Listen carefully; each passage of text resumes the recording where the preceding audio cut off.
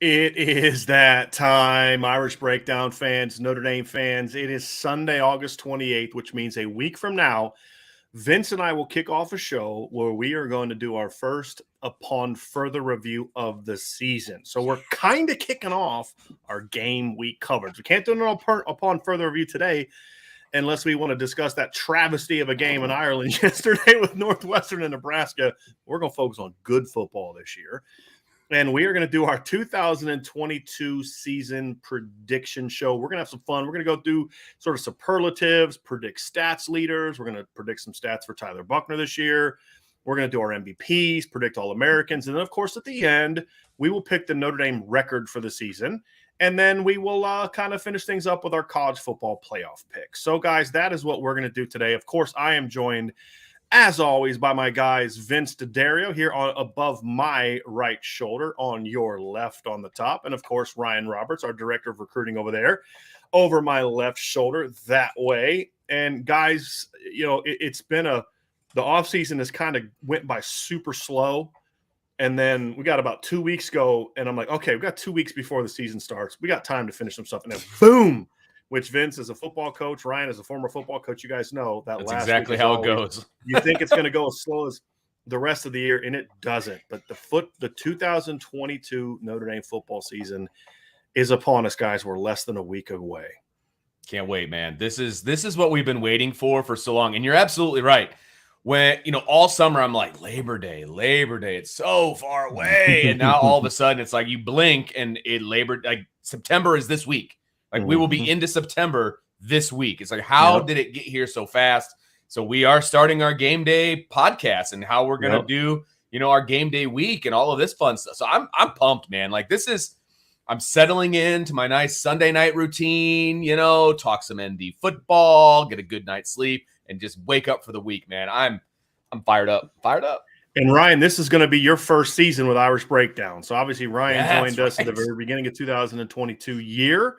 But this is going to be his first season officially with us. For those of you that read the website, irishbreakdown.com, Ryan did do some stuff for us last year during the season. He did some NFL draft preview stuff for each game, looked at the opponent's top draft or draft eligible players, top draft prospects. He's going to have a little bit more of a role this season, looking at those different things. And so we're going to have a whole lot going on. Of course, Sean Styles is our beat writer. We've got all types of fun stuff. We're going to also probably a little bit tonight and tomorrow kind of dive into what our in-season content package is going to look like. It is going to look different. Obviously, we have a lot more shows this year. Monday is going to be Ryan. This week, it's going to be Ryan and Sean Davis. We're going to try to make that a regular thing. So Monday is going to be sort of a part recruiting show. So wrapping up whatever action we saw from Notre Dame's commits and top prospects that weekend. Talk whatever recruiting news might be there. When Notre Dame has visits, we'll wrap up sort of how the visits went. All that kind of stuff will be on Monday. And then Ryan and Sean, and occasionally I'm sure I'll be on there to cover for somebody. We'll then talk about sort of the games of the weekend, sort of a wrapping up the weekend on top of not just the Notre Dame stuff, but the other games that are part of that as well. Tuesday, we are going to kind of take a first glance look at the Notre Dame opponent. So Ryan and I will talk about the upcoming opponent. We'll break down. We won't do film because it gets a little tricky with copyright type of stuff, but we're going to have plenty of cut-ups to kind of show you, hey, look, this is their base defensive alignment. We'll talk personnel. Just sort of whet your appetite a little bit about what you can expect. Notre Dame is going to face that upcoming weekend. Wednesday will be sort of we'll start diving into the stats, start diving into the matchups and do our stacking up articles. So this year it's going to be partly the stats breakdown like we did last year, run game versus run defense, pass game versus pass defense. Do that into one show. And it'll also, within that, we'll kind of talk about the matchups that will impact those battles. Thursday is going to be our keys to the game show.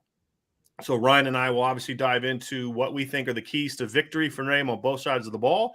And on Friday, we're going to have some fun. We'll make predictions. So we'll predict the Notre Dame games and then sort of the big games that we kind of see coming up that weekend. Vince will be part of that guy over there. We'll be on Monday and Wednesday, Vince. You'll be with Sean Styles. So obviously they'll have their 6 o'clock show every night, Monday to Thursday, 6 p.m. Eastern. It'll be Vince for a couple days. Jesse will be there. Wednesday night will be the one thing that will be a little different. They're going to do a mailbag that night. So Ryan and I, Tuesday to Friday, will do a mailbag every day, a mini mailbag every single day So that's going to be there instead of the one big mailbag at the end of the week. We're going to do that every day. The actual mailbag will now be Sean and Vince. Couldn't let you have it. Night. Had to steal it, man. It's my favorite day of the week. Well, I was like, I want to keep doing it on Friday, but I was like, Vince can't do it this year on Friday, and nobody loves mailbag more than Vince. And so as your friend, even just as your friend, forget all that other stuff. As your friend, I was like, I can't take the mailbag. Appreciate it, I can't do that to him. So great. So Friday, we'll get into our predictions for the Notre Dame game and those upcoming games and have some fun with it. Saturday morning, 10 to noon, will be our IB countdown to kickoff with Vince and Sean Styles. I'll have a segment on it. Ryan will occasionally have a segment on it. It'll be just like Saturday, Notre Dame at the beginning, national games at the end. Post-game show, we will have it'll be at some point in time after the show, which is why you need to like, subscribe, and hit the notification bell so you know when we are going live. Right. And then, of course, on Sunday night, Vince and I will do our upon further review.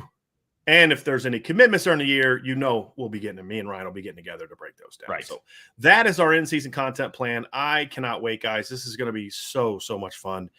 And way more for you all now. Our staff is way bigger. It was basically me last year and Vince when he, taken during his lunch break. Now we're going to have a lot more for you. It's going to be a lot of fun, and I can't wait. But, guys, let's get to the topic at hand. Yes. Notre Dame 2022 football season. So we're going to start with kind of some easy stuff. Not some easy stuff. We're going to kind of build up to the crescendo of MVPs and bold predictions and All-Americans and then final predictions. Let's start off and have a little bit of fun. Who is going to be the breakout player for the Notre Dame offense in 2022? A breakout player. Now, we had some fun. Number one, none of us know who the other guy is going to pick. We purposely did that. I did not give them a lot of instruction on who to pick to make it a little bit more interesting. Right. There was no like rules about what is a breakout player. Did that on purpose. Right. So a breakout player is not a whole lot different than what we've been done in the past, Vince. So you should be prepared. It's a guy that either goes from just a nice, good player to a star, a guy who goes from a rotation player to a guy that's now a really key part, a big producer, or someone who didn't play at all that becomes sort of a, wow, this guy was a really important piece. So for an example, last year, Jason Adamiola, not really used a ton in 2020, kind of a light rotation player. Even though he doesn't start, he has lead second in the team in sacks and that type of guy. That can be considered a breakout player. Michael Mayer goes from pretty good freshman to star as a sophomore. That also can be considered a breakout player. So it gives you a lot of flexibility on the direction that you want to go. And let's start off, guys. So we'll go breakout players first on offense. Vince, we start with you. It's easy for me because this guy went from a role player to a starter who needs to have a great season. It's Tyler Buckner. He's going to be the breakout player on offense. I know that's kind of a layup. Maybe it's the softball, the slow pitch softball in me or whatever, but how could it not be Tyler Buckner for me? He has to be the breakout player in order for Notre Dame to be the offense and the team that I think that they're going to be all season. He has to be a breakout player. So it's Tyler Buckner for me.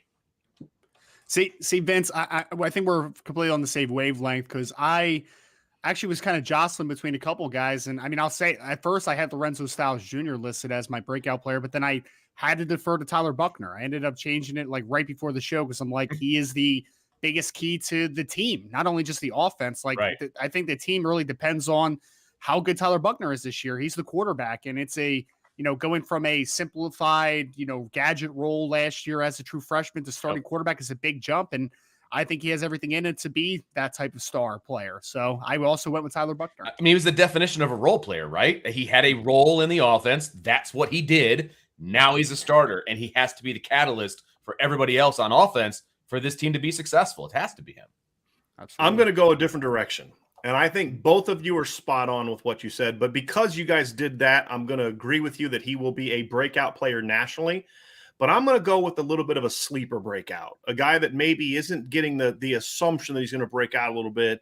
And I'm going to throw my hat in the ring for Braden Lindsey. I agree with all the things you guys said. I'll have plenty to say about Tyler Buckner later, guys. You both know that. But I'm going to go in a different direction with breakout player and just say I'm going to, because I'm going to tweak the rules a little bit for myself and say it's assumed Tyler Buckner's already assumed that he's going to have a big jump in production.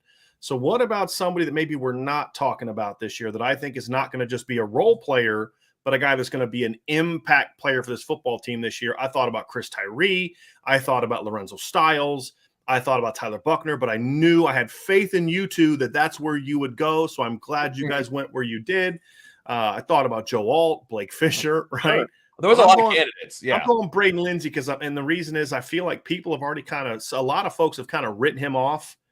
And I understand guys don't normally have like big breakouts as fifth-year seniors, but I think there's a little bit of an extenuating circumstance here. Injuries early in his career, horrible coaching all of his career. And I think he's going to be a guy that I think is going to, and I think Braden's had a sort of a come to Jesus moment this offseason with himself. And hey, man, this is your last chance to be that guy that you can be. And I think he's going to step up and be that guy, fellas. That's a really interesting way to go, Brian, because honestly, my battle internally was the sophomore class this year. You know, it was like, do I want Styles? Do I want Buckner? Pick some dice. Okay, 1 is Tyler Buckner, 2 is Joe Alt, 3 is Logan Diggs. Blake Fisher could have been a guy too if you're being technical, right? I mean, easily. So, I mean, it was the whole sophomore class. And I mean, honestly, you just mentioned it. Some people were hesitant, like myself, because I've been calling Braden Lindsey a breakout candidate for like 4 years. It just hasn't really happened yet, you know? Yeah. But for the sake of Notre Dame football, they really need Braden Lindsey. So I am down for it, man. And I am hopeful for it for sure. Now, this next one, I have a feeling we're going to all be on the same page on this one, but let's see how it goes. Vince, start us off. Who is your breakout player on defense? I feel like so I took this one a little bit differently than I did the Tyler Buckner one because my breakout player was a starter last year. Okay. And I feel like he hasn't gotten the respect nationally that he deserves. I know where he's going now. I know you do. He hasn't gotten the respect, and I feel like he is going to play at All-American level. And it's Cam Hart. He's going to break out. Look, you can't. I thought the lead up was Jason Adamiola for a second. No. If you were on this show a year ago, you'd have known exactly who he was going with as soon as he said it. You can't be the honorary president of the fan club of Cam Hart and not choose him to be the breakout player of the year. Okay, period. End of discussion. I would have my credentials revoked. I'd have to turn in my blazer. We can't have that. So my members only jacket is safe. Cam Hart is going to break out because he's going to go from a trusted starter to an All-America level. That's a breakout for me. So, Vince, I believe this is the second year in a row you chose Cam as your breakout for the reasons that we said. There's different criteria. Last year was a guy that never played to a pretty good player. So I think Cam did. Now you're saying pretty good player to star. Yes. Correct? 100%. Because there's going to have to be a star besides Brendan Joseph in the secondary. And I think Cam Hart is absolutely poised to be that guy. Absolutely. What say you, Vince, Ryan? sticking with the brand, Vince. I have to stick with my brand too. I had 2 players that I was going between. I have to go with Marissa Lewis, though. Okay. I think that he is the difference maker on the second level that Notre Dame hasn't had in a few years, if we're being completely honest. And he brings a completely different style to the table from an athleticism, length perspective. I'll be completely honest, though. It was between him and Riley Mills for me, but I had to go with Marissa Lewis because I think that he could just be an absolute difference maker at the linebacker's position. You know, Vince, it's a sign of a good friendship when you can keep each other on your toes. I was for certain you were going to go with Marissa Lewis. I thought you were both going to go with Maris on this one. So I love that you doubled down and went with Cam. Ryan, I had the same 2 as you as a battle, but I also had Jason Adamiola in there in my conversation simply because he isn't getting the national love. But and honestly, too, he doesn't have the production to be considered a star right now. And I thought about going with him. I thought about going with Riley. But I feel like he's going to have a really good year. But I do think that he's going to be part of a rotation with Alexander Ahrensberger and Nana. And he's going to have a really good season. But I think that Marist Luafau, if he's healthy, and we expect him to be healthy, it's more about staying healthy. Sure. I think he's ready for a star. I think he's a guy that's going to jump out and be, hey, this is that guy. This is that dude that steps up and really takes things off for Notre Dame on this defense. So I see him being double-digit tackles for loss, 4 or 5 sacks, a few picks, and really being an incredibly disruptive player for Notre Dame. So I am going with Marist Luafau. Now, before we move on to the next one, guys, we got a big super chat from my guy Riza, buddy. Thank you so much. He said, this is a Top Gun babysitter fund. You can thank Northwestern for being better than people thought, or for Nebraska being trash. You choose. He listened to me. He listened to me yesterday. That's what he did. I know we're not getting into that game, but man, that game yesterday, I felt like neither team wanted to win that game. You know what? It was props to Nebraska or Northwestern for deciding in the last 5 minutes. You know what? We do want to win this game. We're going to stop jerking around, because that was bad football. And they started averaging 9 yards a carry in the fourth quarter. That onside kick, literally, if I was the AD, I would have revoked Scott Frost's plane ticket at that moment. Said, you find your own way home. You know what I mean? Northwestern running it on 3rd and 8 and 3rd and 10 in field goal range twice too. I was just like, oh my God, come on guys. Does anybody want to win the football game today? I don't know. Maybe. Yes. Did you see the tweet I sent you, Brian, earlier today from the about the Mission Impossible thing? The Big Sky Conference. Nebraska football is going to be playing in the Big Sky Conference soon, and they actually tweeted, "Now we're good." No, I saw that. the one I thought you were talking about was the one where it was a Mission Impossible thing where Tom Cruise's character jumps on a plane and he's hanging on as it's taking off. He's like, "I'm on the plane, let me in," and they put Scott Frost's face over. Oh no! Oh no! Anyway, this is a Notre Dame preview, guys. Let's get back on track. But when Reza hit you with a super chat like that, we got to bring it up and love it, man. Address Thanks. It. So I appreciate you. Thanks. Appreciate you very, very much.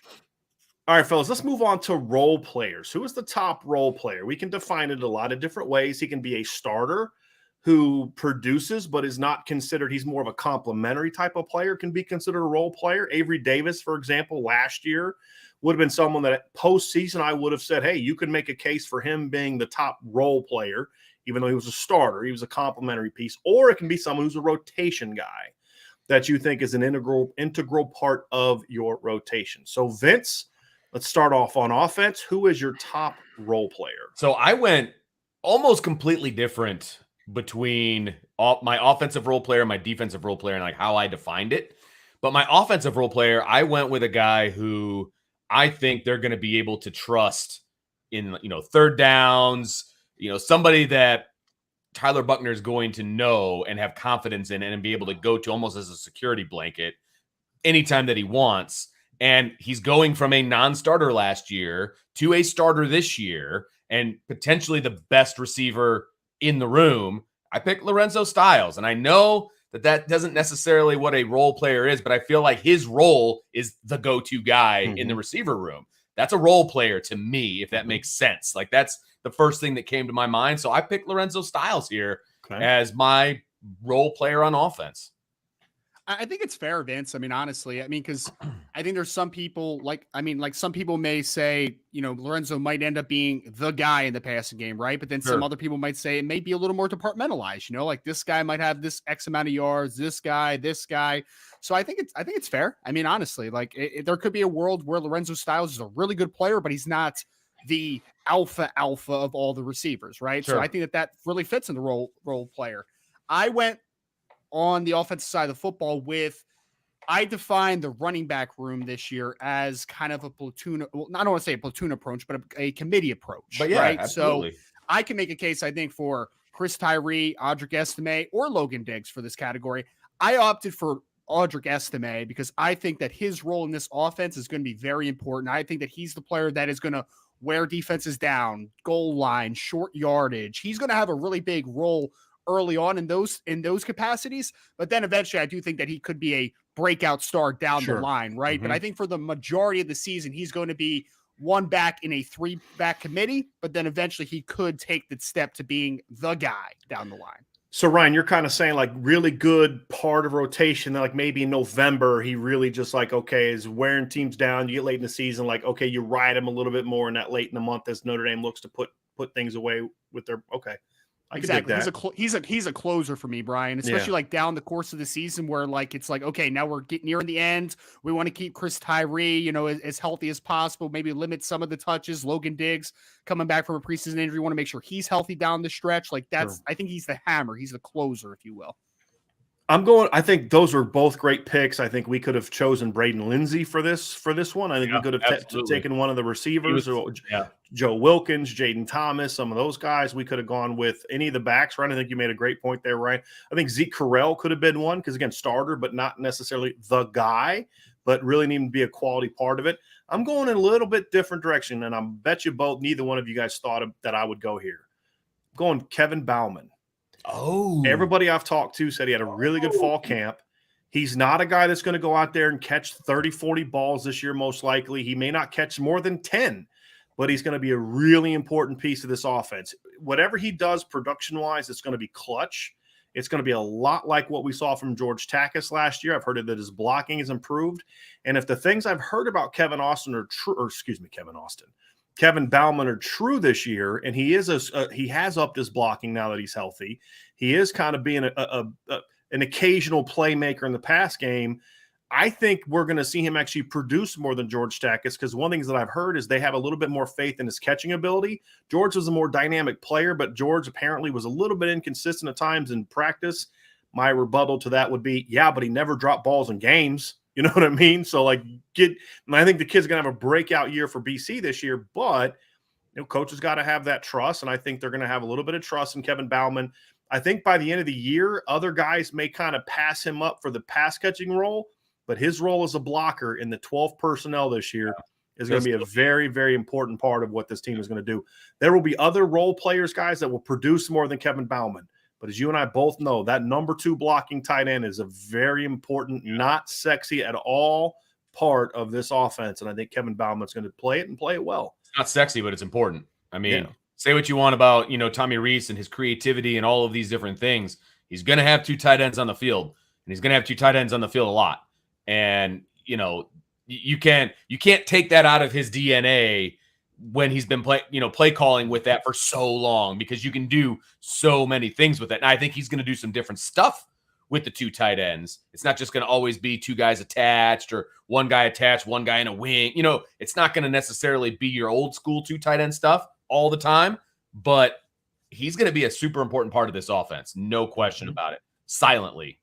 New Jersey great, so I approve, Brian. I knew Ryan was I knew that was coming. And look, you know what, Ryan? I got to keep my people happy. I got to throw that in there for you. So let's go defense. Let's go defense, fellas. There's a couple times now so far that I thought we would all be on the same page. This is another one I have a feeling we may all be on the same page, but I doubt you guys are gonna surprise me a little bit. So Vince, top role player for Notre Dame in 2022 on defense. So my role player for defense is I took this definition a little bit differently this time. This gentleman is somebody who is not a consistent starter, and I don't believe he will be a consistent starter again this year, but his impact will be often and immediate, not only on defense, but also on special teams. And I know this isn't just about specialty or just about defense, and I had to throw in the special teams part of it a little bit because he is tackling over there. Mm-hmm. So Bauer is my role player. I think they're going to move him around. I think he's going to start some. He's going to rotate a lot. He's going to be an integral. I mean, he's named a captain, for goodness sake, right? We just don't know what that role is going to be. Is he going to start in Columbus? Maybe. Is he not? I don't know. He was in the starting Mike position every time we were there. Take that for what it's worth. I think he's going to have a big role in this defense. It may not be as a full-time starter, but I think he's going to be integral in what they want to do defensively, because he is pretty versatile. And he is, when he's in the role that he can handle, he can be very, very effective. And I think they can figure out what his role is and get him, squared away to where he can be very effective in this defense. So Bauer is my role player on defense. Vince is definitely staying tried and true. He is not wavering off of his so Vince is the president of the Cam Hart fan club. He's the honorary president of the Bauer fan club. So he's staying true. He's staying true today. I appreciate that. I can respect that. All right, Ryan, what say you? I'm going to go with Clarence Lewis for this one, because I think that he still qualifies, because he is the most underrated aspect in the secondary, in my opinion. And there's a lot of people that are extremely down on Clarence Lewis.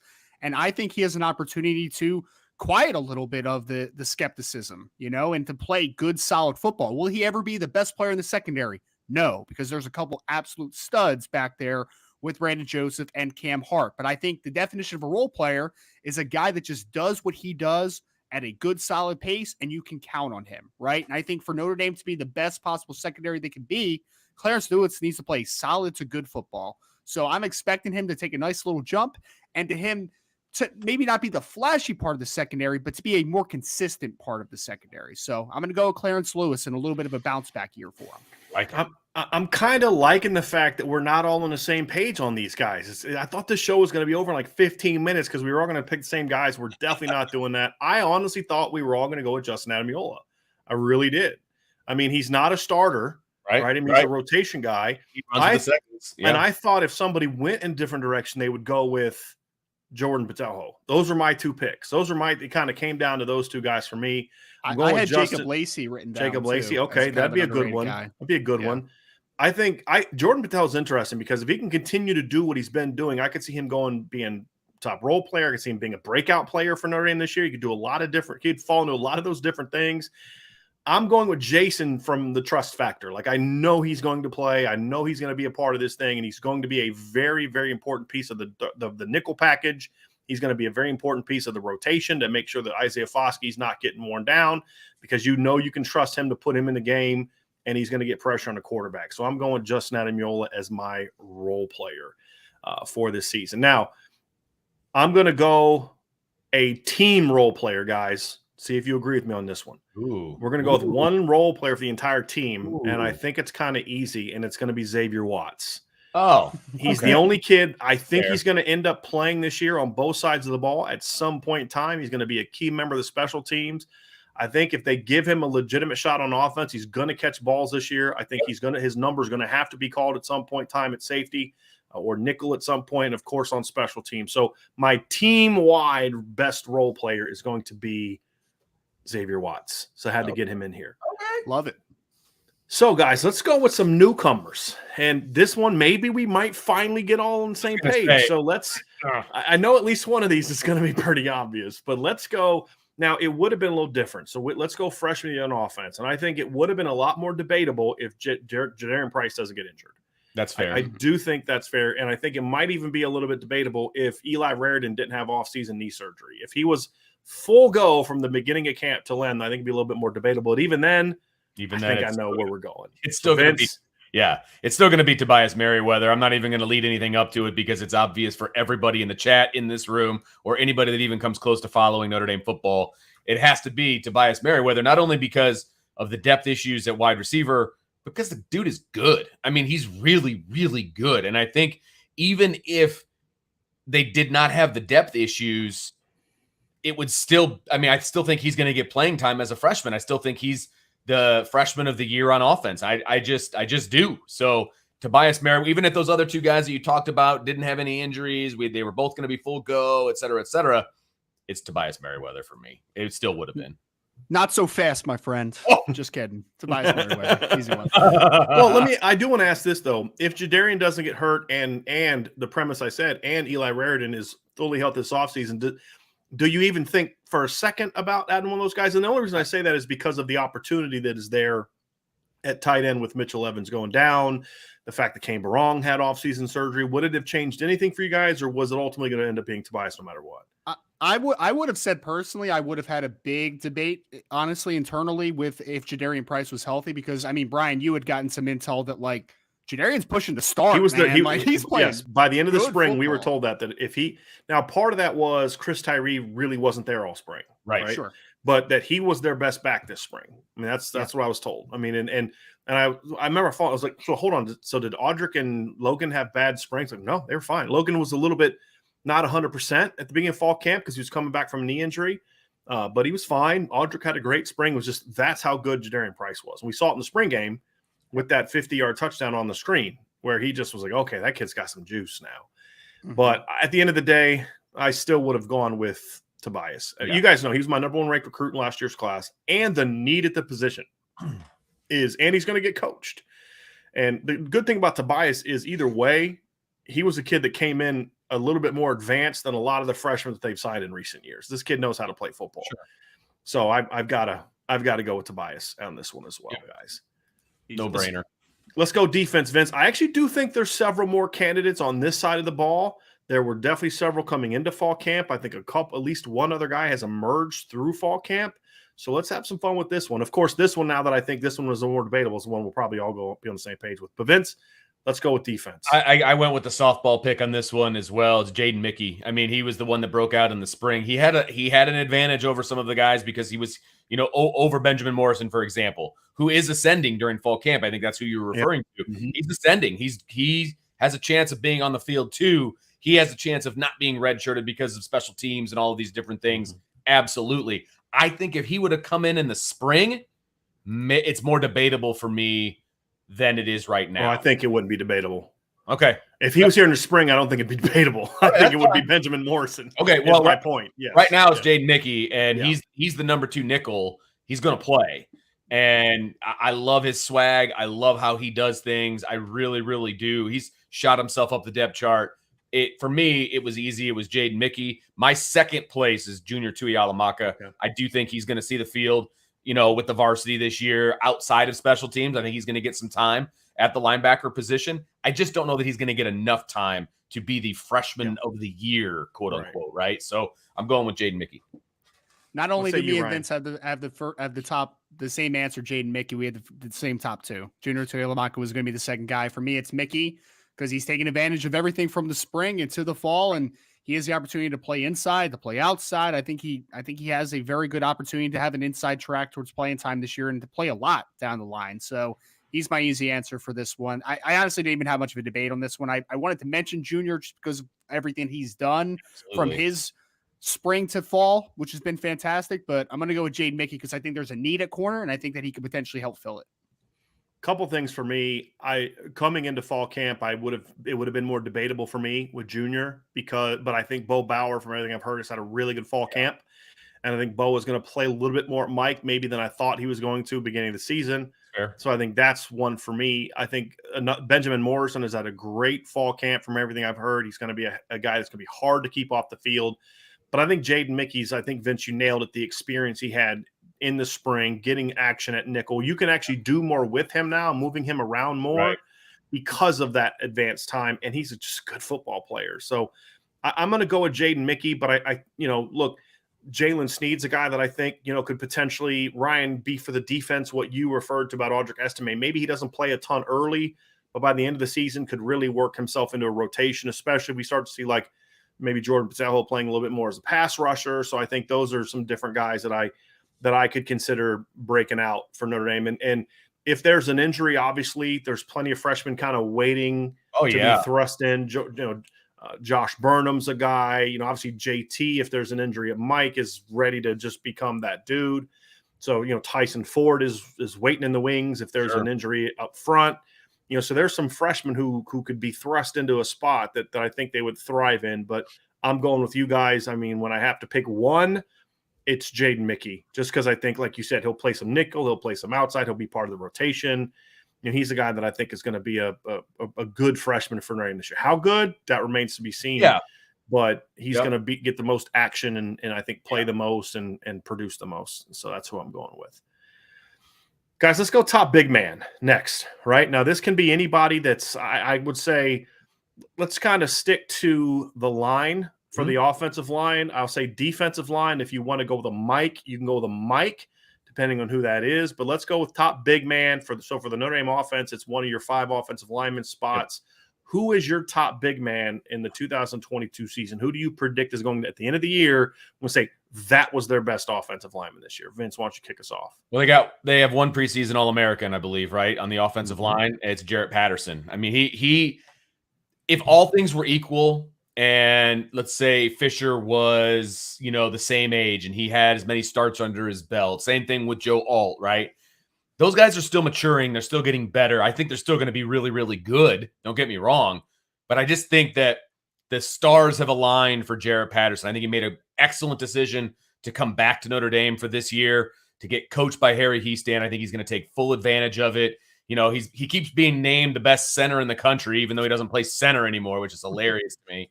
But I think he's going to take advantage of the move to guard, and I think he's just going to dominate. I really do. I think even at the end of the year, he's still going to be Notre Dame's number 1 offensive lineman, and he's Notre Dame's number 1 offensive lineman going into the year as well. It's good, and it's saying a lot because I think the offensive line is going to be great, and I think individually you could make a case for a lot of these guys to be great. I just think Jarrett Patterson is better at this stage in his career compared to where they are in their career. So I got to go with Jarrett Patterson.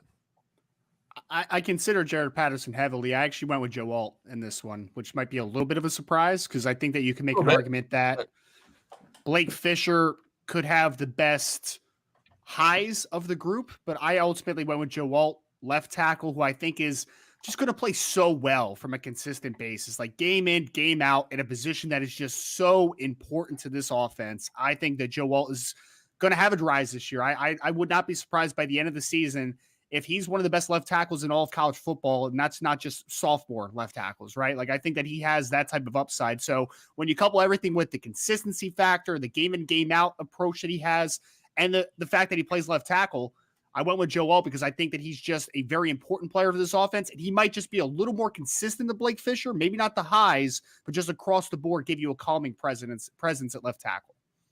Both good picks. I can't argue against either one of them. I think Jarrett Patterson will be a steady player for Notre Dame this year, be the leader up front. He's got to stay healthy, and he's got to avoid the ups and downs that he has had. I mean, look, that's my issue with Jarrett Patterson. Even last year as a senior, he was a very inconsistent player. I'm going to chalk that up to what was around him and not so much a Jarrett problem as a what was around him problem, and how we've talked about how that can impact the center. Sure. I think Joe Alt, I mean, if Joe Alt is just the guy he was last year, Ryan, he's one of the 10 to 12 best left tackles in college football because he's so steady.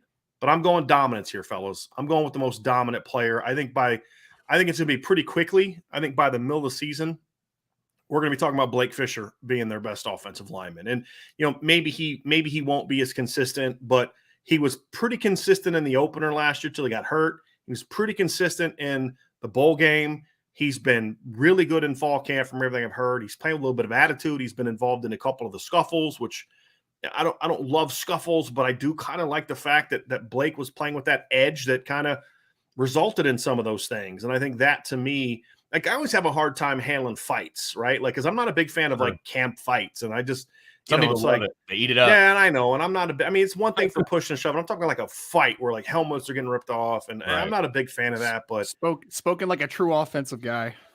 I mean, spoken like a coach who doesn't want guys to get injured or suspended or to create friction in the locker room. I mean, whatever. I guess you didn't like the Aaron Donald incident then. No, it's assault, brother. Okay, but do that outside of the football field and you're going to jail. That's all I'm saying. Although you could say that about tackling and and other stuff too. But one of the things for me is I believe there's going to be a time where your dominant guy's got to be that dude. And when games are on the line and you need a yard or you need a touchdown or whatever, I just feel like they're going to dial up Blake. And I think he's going to be their most dominant player. I think he's going to be more consistent maybe than some people think he is. And I get where we come from with Joe Alt, Ryan. There's two reasons why we think Joe Alt's going to be consistent, right? Number one is because that's what he was last year. And number two, he does have that NFL pedigree. He does have a dad who was a longtime NFL offensive lineman, right? So, I mean, that matters. Pedigree, right? Yeah. That matters.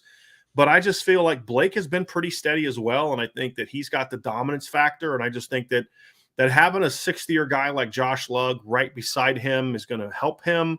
I think not having the pressure of playing left tackle is going to help Blake. He can just go out there and dominate, and I think he's going to do just that. So I'm going Blake Fisher as my pick for the top lineman for the Notre Dame offense. Can I just say how fortuitous it is for Notre Dame that we all three had different offensive linemen of the five that are their best?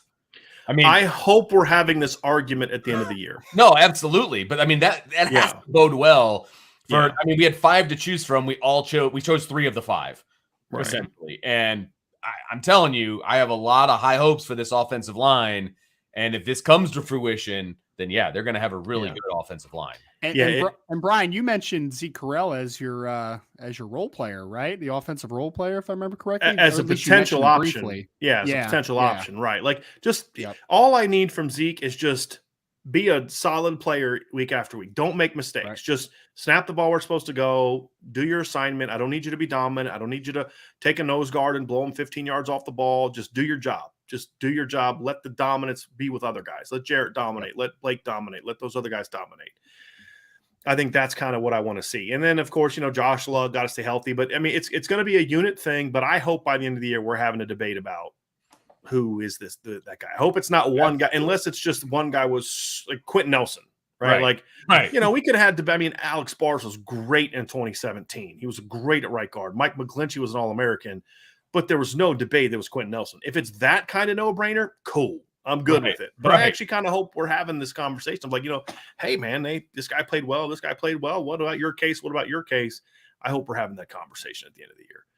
Let's go defense, guys. I mean, I got to think this one is going to be on the same page. But let's go ahead and start things off, Vince. Let's see if I'm right that we've had two so far, right? We all agreed on freshman of the year on both sides of the ball, correct? That's the only one so far we've been on the same page. Okay, so let's go top defensive lineman or middle linebacker. Right, I'm going to kind of use some of the Outland Trophy, right? Or is it the Lombardi? Outland, I believe, is that one where they're both available for it. So let's go, Vince. Start us off. Who is the best lineman, the best big man on the Notre Dame defense? Well, look, there's a lot of big men on the defense that are going to make waves this year. There's no doubt about it. I've got one of my bold predictions has a lot to do with the front for this defense. But when it comes right down to it, if we're talking the best, it has to be Isaiah Foskey. Sure. I mean, I would be a fool to pick anybody else. Not calling either one of you a fool if you go a different direction. But for me, it begins and ends with Isaiah Foskey. I think he's got a shot at breaking the single season sack record this year. I mean, the dude's putting in work. He's a specimen in so many different ways. It has to be Isaiah Foskey. I don't have anything else to say. It's Foskey. I think the only thing I'll say is Vince, is you would agree that if somebody's going to be better than him, they're going to have a monster season. Absolutely. Right? So you'd have to be predicting a monster season if you're going to go with somebody else. I feel like we can't do a kickoff show, Ryan. Before you get to yours, I just want to say this. I feel like you can't have a kickoff show about Notre Dame without having some sort of reference to the great Loose Emoji, right? I think Loose Emoji might have a thing or two to say about the all-time sack record at Notre Dame. Because they didn't count sacks when Ross Brown was playing. I just want to throw that out there in honor of the great one, Loose Emoji. But the modern sack record is something that I do agree with you, Vince, is in play for Isaiah Foskey this year. Ryan, why don't you go next? I mean, they didn't have sacks for Alan Page either, right? And he was playing obviously at Notre Dame. That's so true. You never know. To your point, I went with Isaiah Foskey as well. I mean, I'll leave it as easy as possible. He's a preseason All-American. He's a potential first-round pick in the NFL draft next year, and I don't even think he's close to touch his ceiling. Like I still think that he can be so much better than he already is, and if he's already that good with still massive upside, I think not only does he have the floor because we saw what he was last year, he also has the ceiling. I think that it's unlimited how good Isaiah Foskey could be this year if he hits near a ceiling. Guys, before we go to the X Factor one, Vince, I just want to make sure that you got that text from me that you're prepared for that. I didn't respond. Sorry. Yeah, just making sure. I didn't want to set you up. Like, oh, I didn't see the text. My bad. Guys, there's. I mean, it can't be. I mean, like the kind of year that Jason Adamiola, for example, would have to be better than Isaiah Foskey, assuming Isaiah Foskey is healthy and goes through the whole season, right? Because we're always assuming that. We're not predicting that someone's going to get hurt and somebody else is the best guy.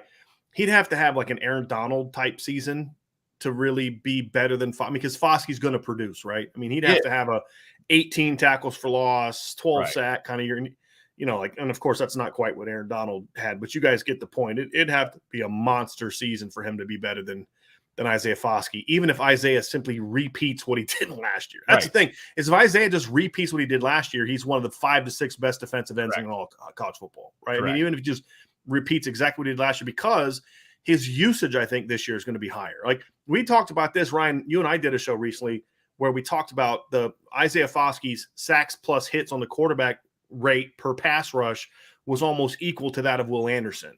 His run stop rate, this is according to Pro Football Focus, his run stop rate was actually higher than Will Anderson's on a per snap, per opportunity basis.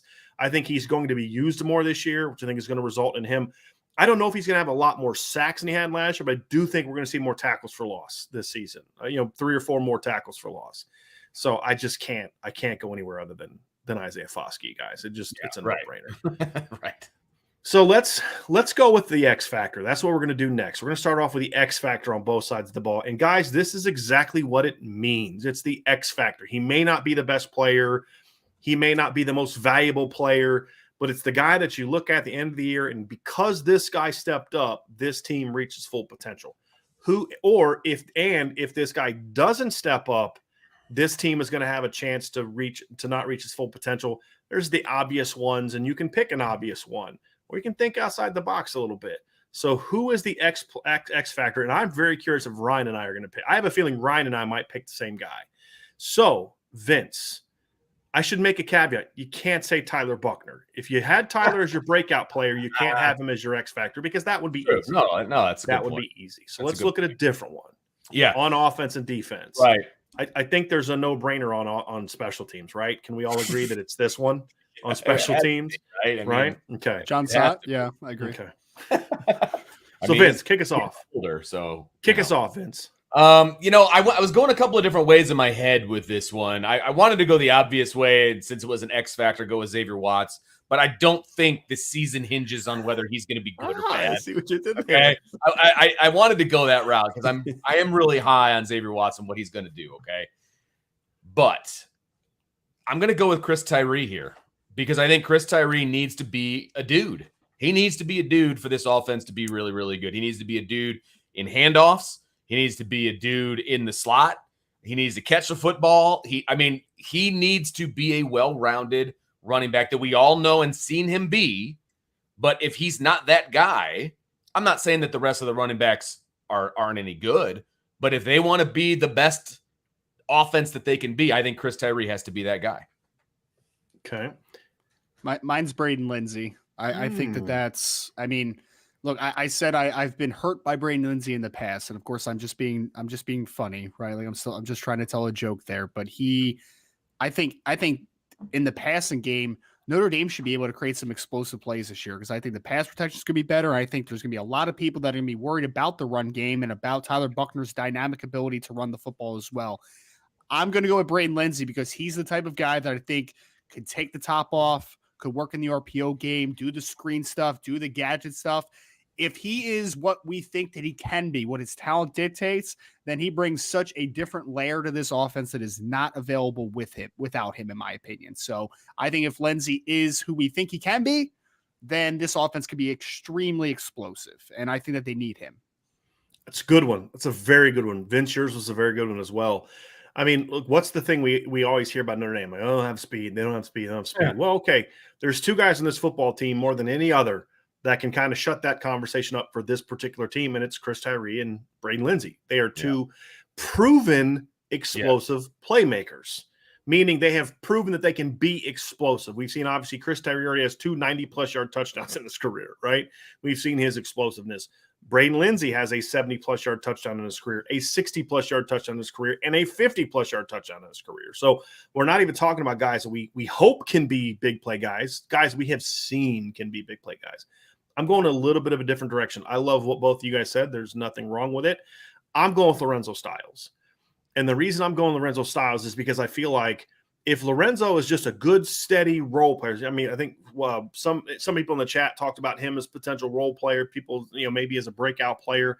I don't think he has to necessarily be a breakout player, but if he is simply kind of what Miles Boykin was in 2018, 50 catches, 800-plus yards, if he can be like a legitimate number 2 receiver, number 2 pass catcher, because the number 1 pass catcher would be Michael Mayer. The better that Lorenzo Styles is, and I'm not going to put a number cap on it. I'm just talking about impact. The better he is, the harder this offense is to stop, because teams are going to try to key to the run game, and they're going to try to key on Michael Mayer. I think, and Ryan, you may disagree with this, and if you do, feel free to say this because you come from a defensive background. I think if you have a good run stopping game plan, then also stopping a really good passing catching tight end is somewhat in the same wheelhouse. It's not necessarily 2 completely different things. Like if you're going to try to stop the run and then also defend, Will Fuller X or Chase Claypool 2019 at W. I think it can be kind of still condensed and type of thing. And the people you're going to use to shut down the run kind of have that tight end in their line of sight. In order to double team them, so, hey, your run fit is you're keying the tight end through the running back, that kind of thing. Can't do that with an X or a W. The more impactful that Lorenzo Styles is, and Ryan, I agree with everything you said about Braden Lindsey. The reason I'm going with Lorenzo is because I think Lorenzo might be a little bit more of a volume guy than Braden is. Yeah. But I'll say this, if we're having this conversation at the end of the year between you and I, especially Ryan, and Vince, yours is a no-brainer. I mean, Chris Tyree has to be that dude this year in the run game. And I think that he will. But Ryan, if you and I are having this conversation at the end of the year about who is it Lindsey and Styles, and there's actually a conversation to be had, this team is going to be really, really special. So you could even cheat and say, hey, guys, it's that combination of Styles and Lindsey really stepping up and providing some big play opportunities. They don't necessarily have to be 1,000-yard players, but they have to be guys that if you don't game plan them for them, they're going to hurt you. Oklahoma State didn't game plan for Lorenzo Styles last year, and he torched them. Yep. You know, they didn't game plan to shut Chris Tyree down in the pass game last year, and he torched them. And I think the same thing could be true this year for Braden Lindsey as well, but I'm going Lorenzo Styles just because I think the volume potential could be there. And I already picked Braden Lindsey for one, and I'm going to try to mix them up a little bit. So, Brian, if all three of those guys are in the X Factor conversation, then Notre Dame is making some explosive plays next year, sir. That's all I have to say. Right. Yep. All right, fellas, let's go defense. Vince, why don't you kick us off? Who is the X factor for the Notre Dame defense? So I am trying to not repeat guys, right? So I didn't use Marissa Lewis earlier. And so this is where he's coming in to play for me. I think he can be an X factor for this defense because he didn't play last year. And so you're infusing a healthy Marissa Lewis into this defense, and what he can do, man, it's going to give this defense a whole other feeling. I'm so excited to see him. Like, I'm almost giddy about it defensively to see what he brings to the table at linebacker, etc. I'm really excited to see what he can do. So he's my X factor because he wasn't on the field last year. And so bringing him in, it's a whole new equation defensively. So he's my X factor. I think he can take this defense to another level. I had Riley Mills for this one because I think that early on in the season, we've talked about this a bunch, Brian, like the offensive coordinators going against Notre Dame are going to be like, number 7, he's not going to do it against us today, right? Like, he's not going to wreck games. And I think they're also going to be like, okay, I also saw 57 on film, right? Like, I know that we have to pay attention to him a little bit. The other playmaking position up front, I think, that can be is Riley Mills at big ends. And I think that if Isaiah Foskey and this defensive line are as good as they can be this year, it's because Riley Mills has taken up some pressure off of Isaiah Foskey, off of Jason Adamiola, because he's going to have some one-on-one opportunities early. And I think if he's able to take advantage, then that frees up other guys. And that's like the ultimate X factor to me is not only do I think Riley Mills can make a lot of plays, I also think that he can take pressure off of other guys so that they can kind of get loose and have an impact, even more of an impact. So went with Riley Mills because I think that he can really help to take a lot of pressure off of the known commodities on the defensive line already. For me, guys, I was kind of battling back and forth between two corners. Okay. And there's a lot of people talking about Brandon Joseph. We'll get to him here in a little bit. Yes, we will. I'm going Tariq Bracy, and hear me out as to why. There's going to be some games where Tariq Bracy playing well really is irrelevant. It just doesn't matter whether he does or doesn't. They don't need him to win that game. But as you look at the schedule and you think about what are the big games on this team's schedule, Ohio State in the opener, right? North Carolina on the road. It's going to be a big game, right? Now, North Carolina didn't light the world on fire last night, but I really don't care about openers in that regard, guys. Teams get better. Do you guys remember the year in 2016? By the end of the year, USC could have played with anybody. Week 1, they didn't belong on the field with Alabama, right? Things change. Teams evolve. You get new players. Guys grow up, whatever the case may be. BYU, Clemson, BC, and USC.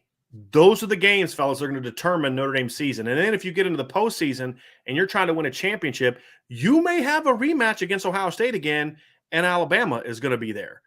Who's the guy that has to be able to come out there and give those kind of speed cover reps? It's Tariq Bracy. If Tariq Bracy can play at his best, the guy that we saw lock people down against Georgia in 2019, breaking up passes in the end zone. The guy that we saw lock down Florida State speed receivers in 2018. The guy that we saw come in for Dante Vaughn in 2018 against Pitt and just lock dudes down. The guy that we have seen flash throughout his career. If he can be that guy, and I don't even care if it's consistently. Don't care if it's consistently. I'm looking at this from a different point of view. If he can just be that way in the big games, he can be a difference maker. He can make Jackson Smith and Jigba work for his yards, which could help create enough stops to maybe be in that game with a chance to win at the end. He can be that guy that can go say, hey, look, I'm not asking Clarence Lewis to go cover Mario Williams because I'm not a bad coach, right? So I'm either going to help him out over top, but at times I'm going to put Tariq outside and maybe put Clarence in the slot or put Jaden Mickey in the slot and say, hey, Tariq, I need you to run with that kid a little bit, right? He gives you that option that nobody else on this roster really has at this point in time. They're going to need him in some of those big games, fellas. And so to me, Tariq Bracy playing one of those big games could ultimately be the difference, the final difference between losing a close game or winning. And so I'm going with Tariq Bracy on that one, fellas. Anybody want to push back against that? No, I like it. I actually did. Brian, he was in like my top 3. Mm-hmm. I wrote down a few guys and I kind of like, I tried to make sure I didn't repeat some guys as well. You just sounded like Al Pacino doing his speech though in Any Given Sunday. You're like, there's a difference between winning and losing. It's a game of inches. Will you fight for that inch? Will you claw for that inch? Yeah, nope. That's not I might have to watch that before the Ohio go. State game. There you go. Yeah. There you go. All right, fellas. Let's we got a couple more. We're gonna do some more superlatives down at the end. We're gonna do MVP. We're gonna pick our All-Americans. We're gonna have our bold predictions, and we're gonna have which coach has to step up this year. But let's do some stats predictions, fellas. Let's kind of look at who are going to be the team leaders this year in production. So it doesn't have to be the best player, but just the guy that's going to rack up the most tackles. So, fellas, let's start off on offense.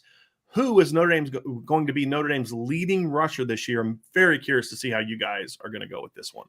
Well, for me, this is going to be a guy who's probably not going to be the starter because I believe Chris Tyree is going to be the starter in the backfield, and I don't see why they would ever change that. Even if it's just the token, he's in there the first play kind of thing. I think he is the starting running back. I'm going with Audric Estime. I think he is going to get the rock an awful lot. Ryan said he's going to be the closer. I think his role is going to be a little bit bigger than that as well, and I think they're going to be able to push Tyree, to the slot, out of the backfield, things of that nature. And I think Estime is going to he's going to carry the rock a lot. And when they want to slow the game down, they're going to give the ball to 7. He's going to make some plays. I think he's going to get the rock an awful lot. He's going to rack up some yardage on the ground. If we were talking all-purpose yards, it'd be Chris Tyree for me. But if we're just talking rushing yards, I'm going with Audric Estime. I think he's going to be the guy. I think we're going to add a new category to what based on what Vince just said. So Ryan, go ahead. Who Vince, is your I'm pick? so upset at you, man. Audric Estime is my pick too. I'm just like playing a broken record right now. But yeah, he's my guy, man. He's my guy. By the end of the season, I think he's going to be. I don't want to call him the bell cow because I still think that Chris Tyree and Logan Diggs are going to have their roles. But I think he's going to be the volume getter down the stretch, right? So that's my guy. It's my breakout. He's been that way all offseason. I'm a big Estime fan and New Jersey native too. Gotta throw that in there. I agree with you guys that Audric Estime is going to lead the team in rushing attempts. Ooh. I think he's the guy that's going to tote the rock the most, but I'm going with Chris Tyree. And here's how I see it playing out, fellas. It's going to be a lot like 2011. You guys remember that year? Like Sear Wood was consistently getting more touches every week than Jonas Gray.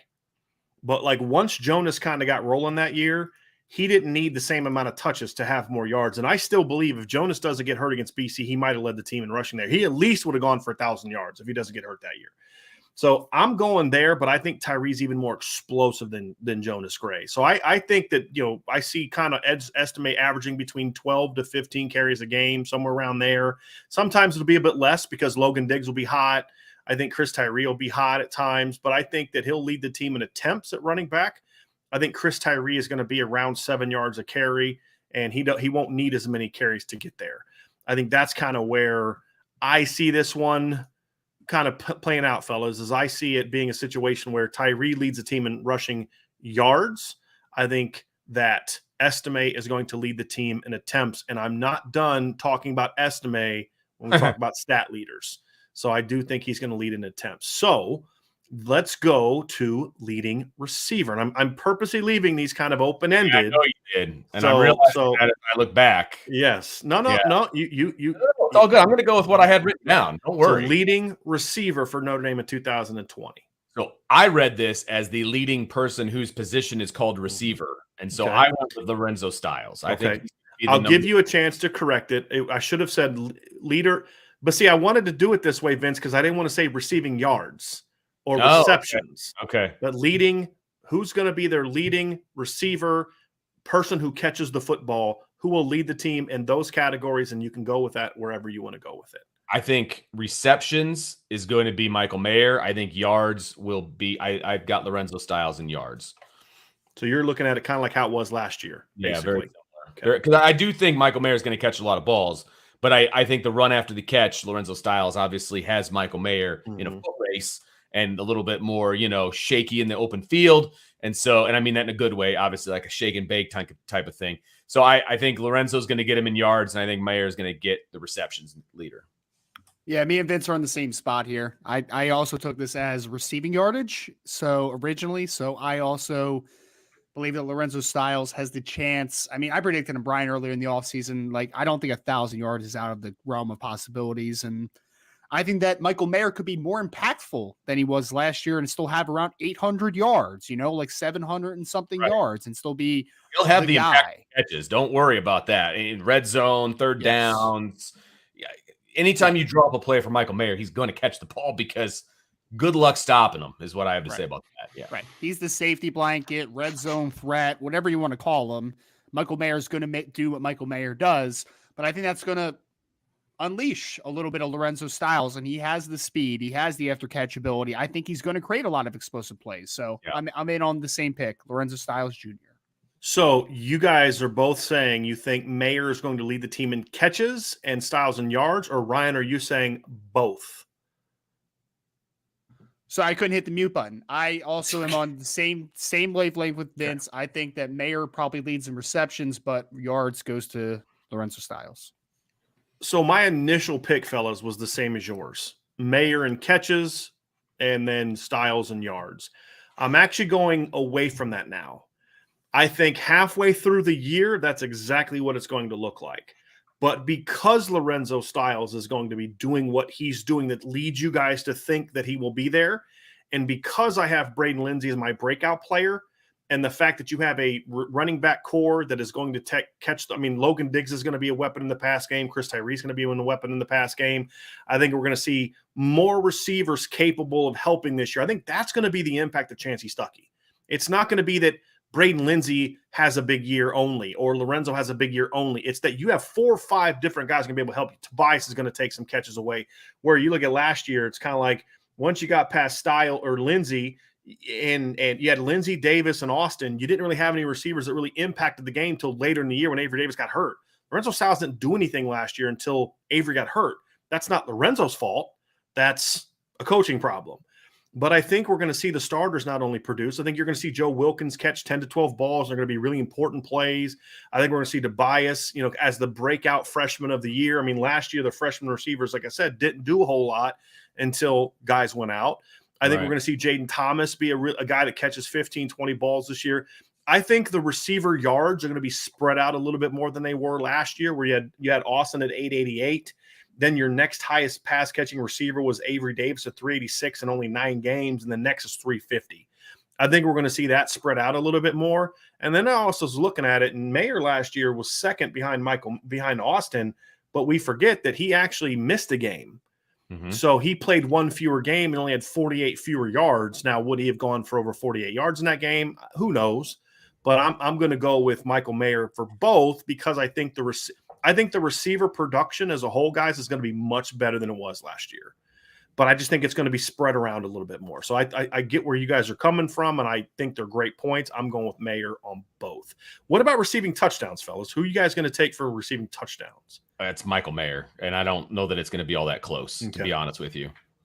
Yeah, interesting. Yeah, same. I went with Mayer as well. I'm actually going to go with Lorenzo Styles. And the reason I think that is because we're going to see some red zone touchdowns. We're going to see a few more red zone touchdowns of the receivers this year. If the run game is what we think it is, you're going to see some bubble screens, some now screens are going to turn into touchdowns. Some tunnel screens are going to turn into touchdowns for Lorenzo Styles. So I think it's going to be him in receiving touchdowns. And just because I think teams are going to be Ryan, it goes back to what I said earlier.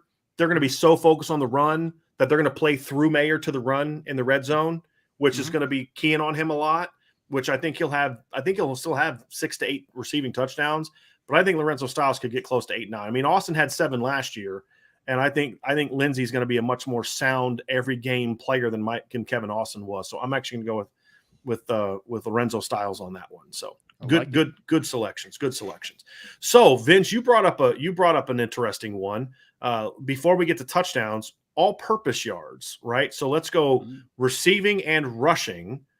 Who leads the Notre Dame team? I have a feeling this is the one we all are on the same page.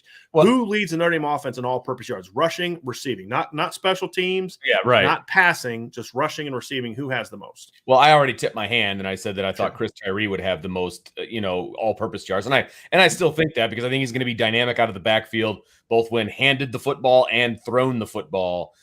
He's just going to be so good. I mean, he will have over 1,000 yards all-purpose, no doubt in my mind. I don't want to put a cap on it like you said earlier on some other stuff, but he's going to have over 1,000 all-purpose yards, offensive all-purpose yards, and I don't think it's going to be close. I think he surpasses that easily. So Chris Tyree is going to be a two-headed monster when it comes to offensive production. I mean, there's a world where Chris Tyree has between 700-800 yards rushing, in my opinion, and 400 plus receiving, right? Like, absolutely. I think that's the world that we may be living in. So again, I hate to side with Vince just continuously the last 3 picks, but I also went with Chris Tyree for this one. I know, Vince, you're brilliant, but I'd like to be an individual sometimes, but I cannot be on this one. It's a great pick. I'm going Tyree. You know who I think. So it's going to be Tyree, but if he gets hurt somewhat early in the year, I think it's going to be Logan Diggs. Oh, wow. Yeah, because I think Diggs is a really good pass game weapon. I see him being sort of like a Kyron Williams last year. Can catch 30 plus balls for 300 plus yards. I could see him being that guy in that conversation. But you know who my number 2 pick is going to be if it's not Chris Tyree? Braden Lindsey. Yep. Yeah. Oh, yeah. Oh, you got it. Because remember what he did in 2019? He only had like 200 some receiving yards, but like we're talking about him being full time. He had over 200 rushing yards that year, guys. Yep. And I think they're going to roll big time. He's talked about it in his press conferences. Right. He's had a chance to meet with the media about why he's so good at running those end around, jet sweeps and stuff. Braden, why are you so good at that? Because I'm faster than everybody they have on their defense. I transcribed that interview for Sean, and it was like, yeah, he's really fast and he knows it. That's basically that. But yeah, he would be my choice. If it's not going to be Chris Tyree, I'm going Braden Lindsey because I think they are going to use him in the run game just to spread things out, get people out of the box, move him around. And he's so fast and dynamic. And every time I've been to Notre Dame, outside of practice, they've got those fields on the north side of campus, and I'll take my son and we'll go kick or whatever. He's almost always there doing work by himself. Yeah. Like this guy has a different mentality right now, and I think it's going to show starting on September 3rd. Yeah. I feel like he is the only guy that if everybody's healthy, he's the only guy that I think can challenge. Because so let's say Lorenzo has 850 receiving yards. Now there's a chance you could have Lorenzo could get 100 rushing yards. I mean, he had a reverse last year for a good gain. Was it against Virginia that he had that? I think he had one for a big gain. It ended up being like a 37-yard run, but he actually went for 50. It got called back because of a hold by Deion Colsey, if you guys remember that. So I do remember in the stat book, it was only 30-some yards, but it actually went for a touchdown, I believe. So I could see it being Lorenzo because of if he gets a couple of those, but I just feel like that's going to be more of what you're using Braden for. I could see Braden around, 550 receiving yards. I could see him around like 300 to 350 rushing yards and just kind of being in that conversation. But as long as Tyree is healthy, I see him being over 1,000 yards this year in total offense. That's kind of where I'm at, guys. And I picked him to be my number 1 leader in rushing yards. I think he's going to get at least 300-400 receiving yards. And he doesn't need a whole lot of catches to get there, as we saw last year. I mean, he had over 100 yards in 2 games, in 2 catches last year. When you think of the 55-yard touchdown reception on that little quick, little sneak out route against Georgia Tech, and then of course the ball that he caught against Oklahoma State that he split the defense right down the middle. I mean, like part of like the Red Sea because everyone was blitzing, and so he went for 50 plus in that game on that play as well. So. That's why I think Chris Tyree will be the pick, but I do think Braden Lindsey could make this really interesting, guys. Very, very interesting. So let's go. We're going first. We're going to first do, let's just do it. Let's go. Predictions from you guys on Tyler Buckner's statistics for the season. So I'm terrible I just want to. This is my love-hate relationship with this show. It's the bold predictions and it's predicting stats. Like, I am horrible at this. But with that said, everybody listen to what I have to say. Vince hates the show. That's what we just heard Vince say. That's we're all listening to Vince say he hates this show. Okay. Love hate. Okay. Love hate. I love talking about hate. Yeah, of course you did. I love talking about Notre Dame, and I love talking about this team because I think this team is going to be really, really good. So my prediction for Tyler Buckner, here we go. 2,800 yards in the air. Okay. 25 passing touchdowns. 500 yards on the ground. 12 rushing touchdowns. 8 interceptions. Okay. Let me just ask this real quick, Vince. Where do you see his completion percentage being? Just out of curiosity. I see him being around 62, 63%. Yeah, I don't want to get too rose-colored glasses because I do think they're going to push the ball down the field a little bit more, and that will automatically bring down your, it's not going to be all RPOs. They are going to test people deep, and so that's going to bring down the percentage just a little bit. Okay. Ryan? So I went 3,100 yards passing, 28 touchdowns, 9 interceptions, 61% completion percentage, 700 yards rushing, and 9 touchdowns. Okay. All right. Interesting. I'm not giving my stats because I am holding them for my bold prediction, fellas.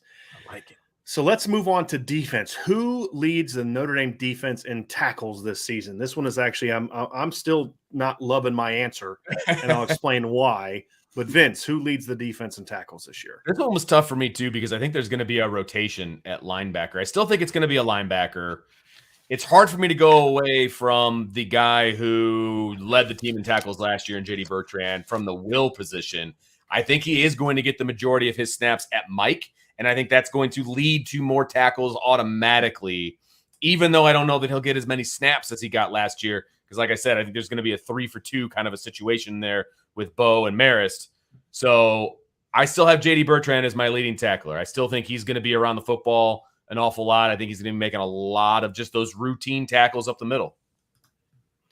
As long as he's healthy, I'm going with Marist Loifow. I think that he's going to have a lot of opportunities because of the range that he has and the motor that he plays with, the great effort that he plays with. So I'm going to take Marist. I think he could be a 100+ tackle guy if he's healthy, barring injury, of course. So my initial answer was J.D. Bertrand because he's the Mike. I think the production is going to be there, but I also kind of was like, okay, well, hold on a second. He's going to be playing. Bo Bauer's going to play there some. I think Junior's going to play there some. I think it's going to be enough where, like last year, he didn't rotate a lot of Will because there was no other options. Correct. And he had to play Will. And so I actually think JD is going to be more productive on a per snap basis than he was last year. I just think their desire to, number one, have a deeper rotation. Number two, I think the presence of Marist means you're going to see JD less on third down than you saw him last year. And then number three, I think that Notre Dame's going to have more blowouts this year, than they had last year. I mean, the UNLVs, the Navies, the teams like that. So I think that's going to tamp down his snaps a little bit too, because they were super thin at linebacker last year by the middle of the season. Super deep now. It's yes. What can change this year. I will say that. So so that's why I went off JD, even though he led the team in tackles last year. I think he's going to be more productive on a per snap basis, but I just think his snaps are going to be down by design, even if he's healthy. I'm going Marist, but I don't love it because I do think he's also going to rotate a little bit as well. Part of me wanted to go Brandon Joseph just because I don't see him coming off the field. No, right? Hardly at all. And so, but I'm going to go with Marist because I can't predict him as my breakout player because if he's a breakout player, he's going to be productive. And I think that's going to lead the team in tackles. So I could see him having in the 80s. Or I will not be shocked this year, guys, if Notre Dame's leading tackler this year does not get to 100 tackles. Because number one, I think we're going to see more plays from the defensive line. Number two, I think we're going to see a more heavy rotation this year. Number three, I think Notre Dame is playing more passing teams this year that are going to get the ball on the perimeter, which is going to up the tackles for the corners, the rover, and the safeties. And then, the final piece is just the rotation. Because the rotation is going to be part of it as well. So I'm going to go with Marist, but I don't think they're going to have anybody at 100 tackles this year unless JD is just so good at Mike that you can't justify taking him off the field as part of rotation. Now, maybe that happens. Or Maris just has a insane season this year. That's the only other potential for me to have someone with 100 tackles. Or Notre Dame plays 14 games. That would be the other exception to that. Yeah, so, fair enough. Leader in sacks. Go. Foskey. Should be quick. Foskey. Okay, same here. I say All right. Foskey. I don't care. No, hey guys, we can roll right past that one. Let's move on to leader in interceptions. And Brandon I'll throw a curveball at you guys after this one. So leader in interceptions. Okay, well, it's still Brandon Joseph for me. I think, look, Kyle Hamilton led the team in interceptions last year with 3. He tied DJ Brown, and he played half a season. Same position. You can try to avoid him all you want, just like people tried to avoid Kyle Hamilton. It don't matter. Brandon Joseph's going to be making plays all over the field. I still think he leads the team in interceptions. I think it's Brandon Joseph as well.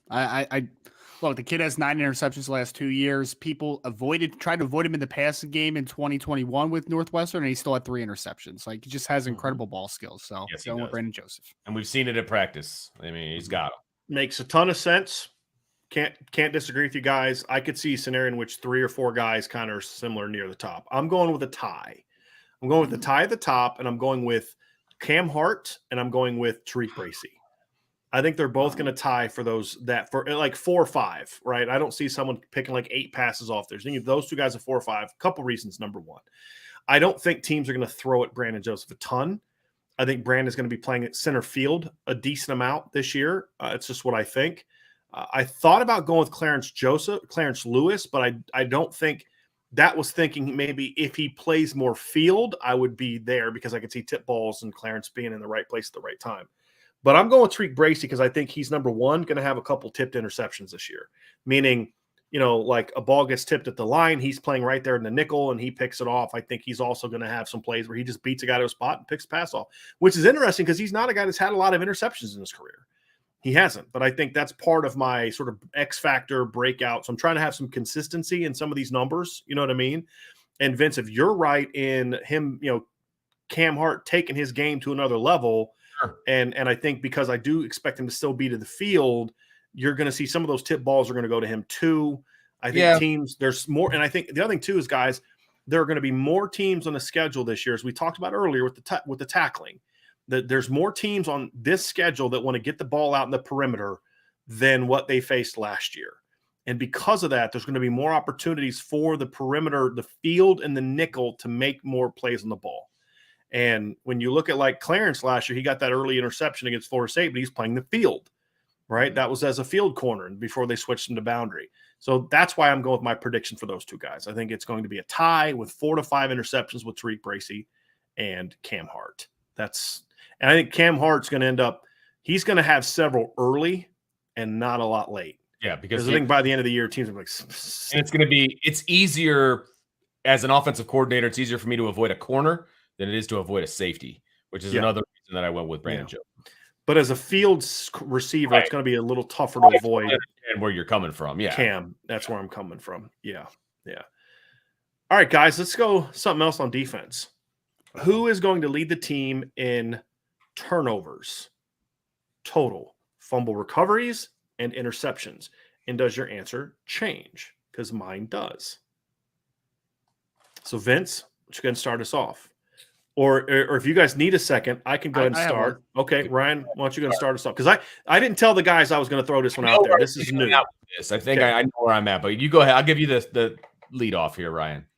Mine's still Brandon Joseph. Mine does not change because not only is he going to have interceptions, I also think that being the last line of defense, there's going to be some dribblers, out as far as forced fumbles that kind of find his hands, right? So I would think that for me, it is still going to be Brandon Joseph. He'll have 4 to 5 interceptions and maybe 2 to 3 fumble recoveries. I don't know, somewhere in that ballpark. Yep. It's still my guy, same guy. It makes a lot of sense. And that's where I was going to go to. I think they're going to use him off the edge some as well. I think that he is a dynamic guy off the edge. He can be. I think they're going to move him all over the place. And I think that he's going to get some strips. I think he could get some fumble recoveries. I think he could get some fumble, initiate some fumbles, some strips and things like that. So I'm sticking with it. I'm sticking with Brandon Joseph. Okay. So I am going with Marissa Lewis. And here's how I see it. I think Marist is going to have about 3 interceptions. If the guys that lead the defense in interceptions have 5, I think Marist is going to have like about 3 or 4. I think also Marist is going to have about 3 fumble recoveries for similar reasons to kind of what you were talking about with Brandon Joseph. Yeah. I see balls. I see number 1. I see Marist and Vince, kind of what you said. I see Isaiah coming with a sack or Adamiola hitting the quarterback in the face. The ball kind of floats in the air, and Marist is right there to pick it up and run with it, right? I think same thing on the perimeter. You're going to see, maybe like a bubble screen or an off tackle play away. Somebody comes and strips the ball. Marist is right there by the pile, picks it up, because I think he's going to be around the ball a ton this year. And if he's going to be the kind of breakout player I think he's going to be, guys, I think that's going to be part of the equation. So I could see him having about 6-7 turnovers total this year. If he is the player that I think he's going to be. Now, we're putting a lot on a guy that has like 20-some career tackles. Correct. Right? So this is a bit of a bold prediction there. But that's just kind of how linebacker play is. That's how a will should be, guys. I mean, that's kind of when the will linebacker position has the range that we're talking about. You're talking about a guy. I mean, think about the interception he had in the spring game. Pressure comes, quarterback has to float a screen pass over the top of the defense, and then who's right there to clean it up, right? I mean, that's kind of how I see this one being. Somebody on the Jack Kaiser, comes in and a running back's running 4 yards down the field. Jack comes from the field and knocks the ball out. Who's it going towards? The will, right? That's how a will should be. And that's how I think that's what I think we're going to see this season. So, that it's a bold prediction, but it kind of has to be there and fitting in with what I was referring to in regard to what we saw from the other team. Plus, I think this defense is going to force a lot of turnovers. I'm not saying anything else because that's going to be another part of my conversation. So well, I mean, most defensive coordinators kind of build their defense around the will being the playmaking position. So I can get down with it. I mean, they're usually the guys that are making the turnovers, tackle for losses, sacks. So they're doing a lot of different things. So I can dig it. And again, we're in Marist Lewis fan club here. So yes, Ryan is definitely in that conversation. There's no doubt about that. Which I have no problem with. I'm all about it. I'm all about it. Okay, guys, let's get to we got our predictions out of the way. So let's get into some big time players, some big time numbers. Let's get into our All-American list. Okay, let's get into who you guys think will be a first or second team All-American by one of the major outlets. And we can, the AP, Walter Camp, AFCA, ESPN, Sporting News, Sports Illustrated, like the normal ones, not like some random dude that's got a website that, picks All-Americans. We're not going to go with, I guess we can go with Pro Football Focus if you want. I don't really care about Pro Football Focus's terrible All-American lists. Vince is still bitter about that from 2 years ago. Terrible. All right, guys. So let's go with who do you believe will be the first or second team All-Americans for Notre Dame in 2021. And they've had about 4 or 5, usually most years, about 3 to 4, 4 to 5. Yeah. Huh? Yeah. Total. Yeah. Okay. Again, we'll see how this goes, how this comes to fruition. But the way I look at this is All-American lists. A lot of it has to do with name recognition. It has to do with popularity, especially on the offensive line, okay? Because there's no stats to go off of, right? So I'm going with Jarrett Patterson. I think he will be an All-American. I think Michael Mayer will be an All-American. I think he's a shoo-in. I think Joe Alt has the opportunity to be an All-American, and here's why. He was a freshman All-American, so he's already on like a list someplace, and people are like, oh, well, he must really be good. I'm going to playing that premium position in the Notre Dame offensive line. His dad played in the NFL, so he's got the lineage, right? And people and sports writers and people like that are going to know that, right? I think he's got an opportunity to be an All-American as well. So those are my 3. I've got for offense: Jarrett Patterson, Michael Mayer, Joe Alt. I wrote down 4. I have 3 of the same. I have Michael Mayer, easy one. Jarrett Patterson has the name recognition. He's a preseason All-American already. Joe Alt was my pick because of the left tackle, plus really good play, plus he has the name recognition for being a freshman All-American. I also wrote down Blake Fisher, not only because I think he can be an All-American in general, but he's also technically a redshirt freshman, and people do leave that in the freshman All-American consideration. So I have Blake Fisher down as well on this list.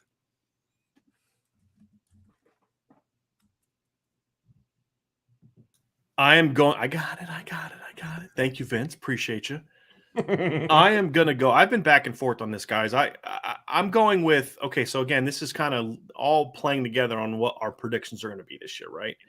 So my All-American list is I'm going to include 2 offensive linemen, neither of which will be Jarrett Patterson. I'm going.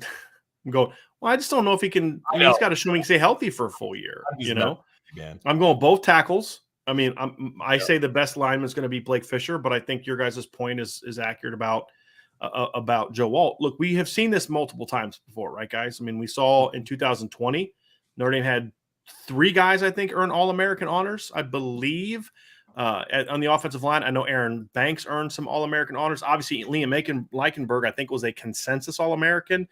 And if I remember correctly, I believe that Jarrett Patterson also was an All-American. I'm actually pulling up that article now. So Liam Eichenberg was a unanimous, I believe, first-team All-American that year. He was first-team by Sporting News, AFCA, Writers, Walter Camp, CBS, The Athletic, Phil Steele.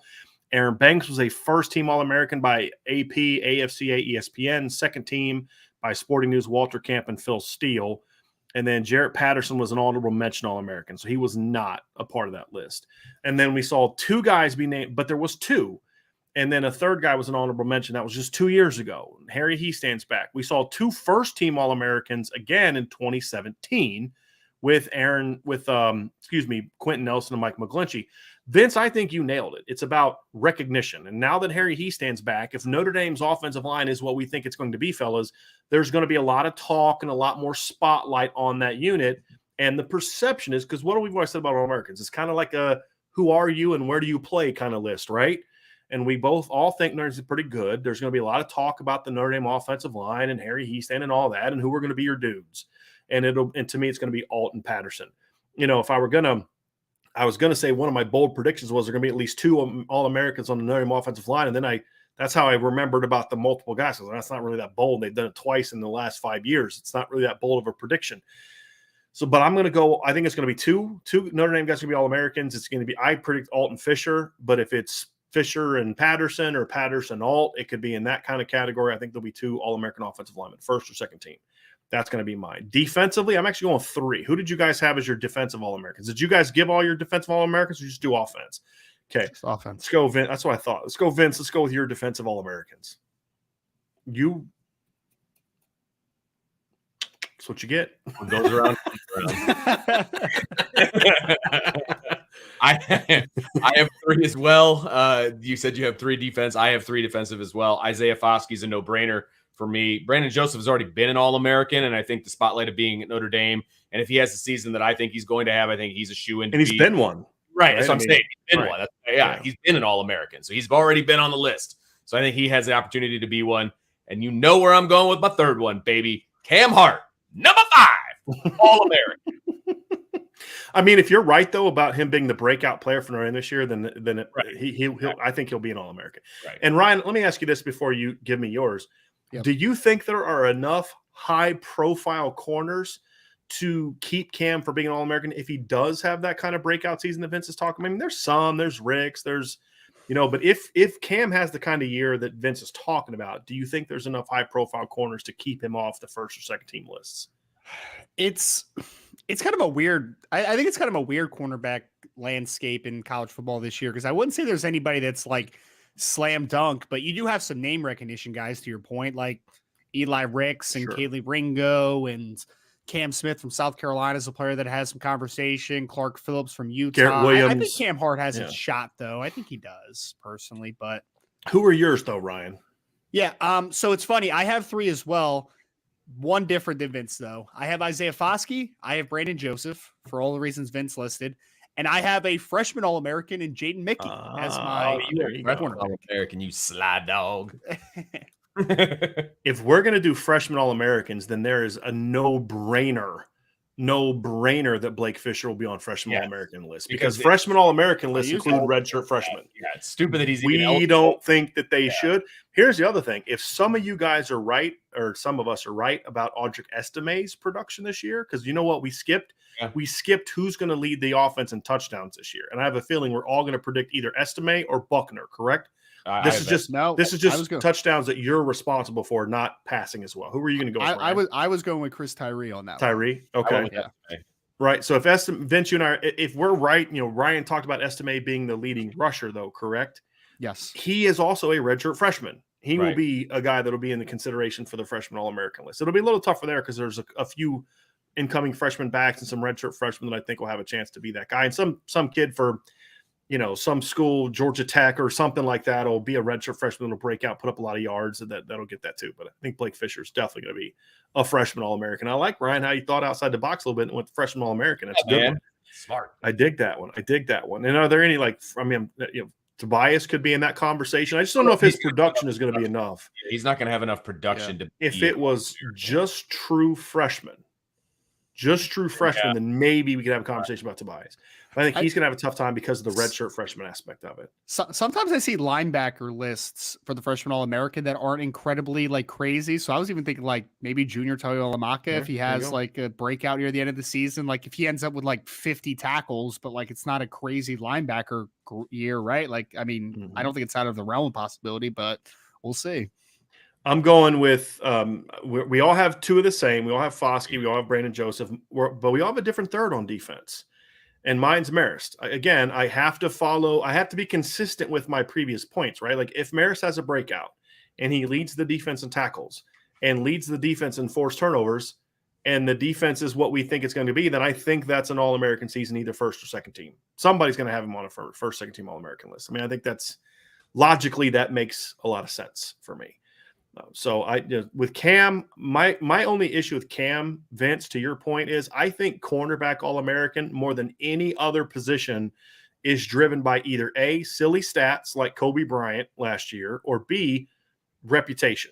Sure. And that to me is I see guys that are All-Americans how was that guy All-American? Well, he's preseason. Yeah, but did you watch him play this year? It happens all the time, but It's just how many of these guys are at games? They're watching on TV. You can't see the corners half the time when you're watching on TV unless they make a play on the ball. He's got a great opportunity in 6 days. The people deciding All-Americans are the same people that felt that it was smart to give Kobe Bryant the Jim Thorpe Award over Ahmed Gardner, Sauce Gardner. It's come on now. So that's kind of where I'm going with that one, guys, and why we're – Don't even get me started on Kobe Bryant.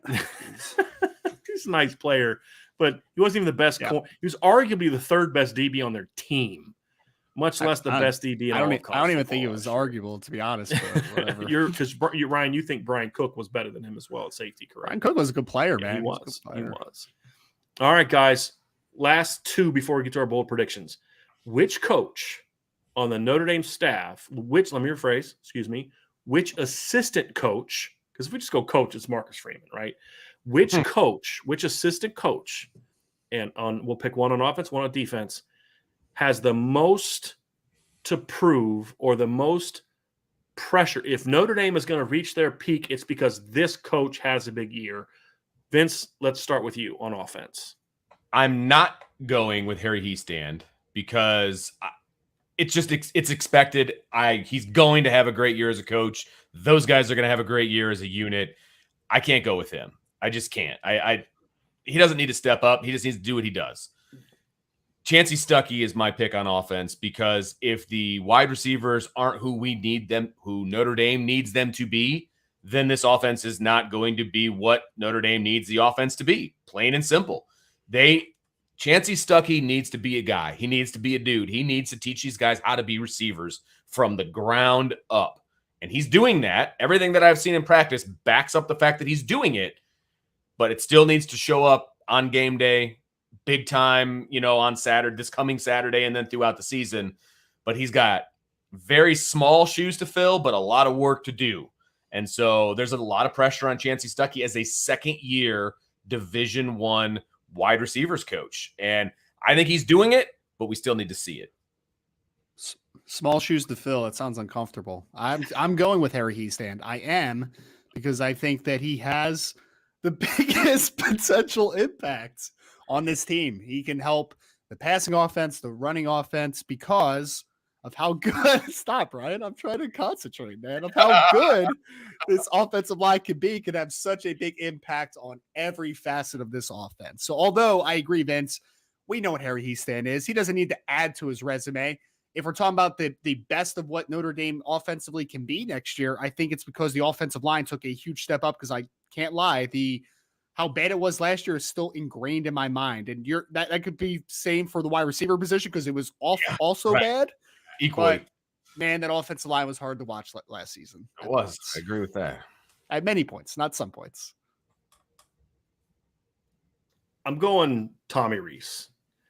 Ooh. Harry Hiestand is obviously, it's like Vince, I think to me, I mean, Ryan's point is Harry Hiestand has the job that's going to be the foundation of this offense if the offense is good, right? The job Harry Hiestand is going to do is going to be vitally important. But I kind of feel like you, Vince, like with Coach Hiestand, it's like, dude, just do you, right? Like, just do you.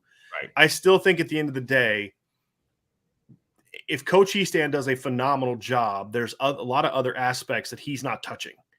The attitude of the team, the way that this staff works together, the way the staff goes about its business, the mentality that they kind of create on the perimeter, the ability to make the right decisions when it comes to who we're going to rotate, how deep is our depth chart. And then, of course, there's putting together game plans and calling plays. And when you're in a year where 3 of your best opponents are expected to be offensive juggernauts, or at least 2 are, Clemson is – I got to think the national analysts that are predicting Clemson to be back in the playoff have to be thinking their offense is going to get back on track this year, right? I mean, I know their defense is good, but they can't be thinking it's going to be that good that to the point where they don't have to score. So the expectation is that 2 of your 3 best opponents, potentially 3 of your best opponents, are going to be really good. So you're going to get into some games where you've got to be able to outscore them. And the other thing too is, I think the job he's going to do as quarterback coach is every bit as important as the job Harry Hiestand is going to do as the offensive line coach. So when you add those 2 responsibilities together for me, guys, that's why it's Tommy Rees. And whether it's pressure, who has the most pressure? It's Tommy Rees. Who has the highest expectations? Tommy Rees.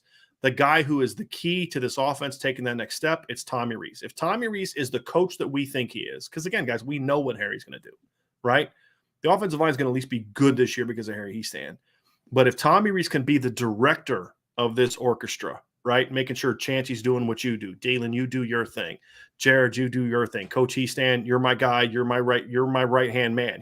I think Harry Hiestand is going to kind of take the role that John McNulty did last year. John McNulty did last year. John McNulty. See, I'm thinking about the offensive line. John McNulty did last year, of that trusted aide that he's known for a long time, that when the going gets tough. And because what will happen in games, guys, Vince, you know this, you'll get in that situation, hey, guys, what are we thinking here? And everybody's going to kind of give their input. There's going to be one coach whose input's going to matter the most. He's either going to confirm what those other guys said, or he's going to lead you in another direction. For Tom Rees, it's going to be Harry Hiestand, in my opinion.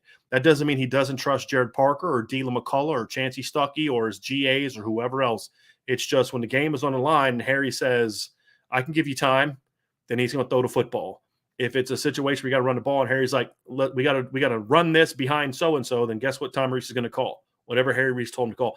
That's what a good offensive coordinator does. That's not saying he's going to rely on somebody else. That's what a good offensive coordinator does. Hey, I put all the pressure this week on Jared and Chancey to step up and figure out what our red zone package is going to be. And so we're in a situation, I'm going to trust them to say, to trust their advice in this situation and then make the call. I may tweak it or whatever the case may be.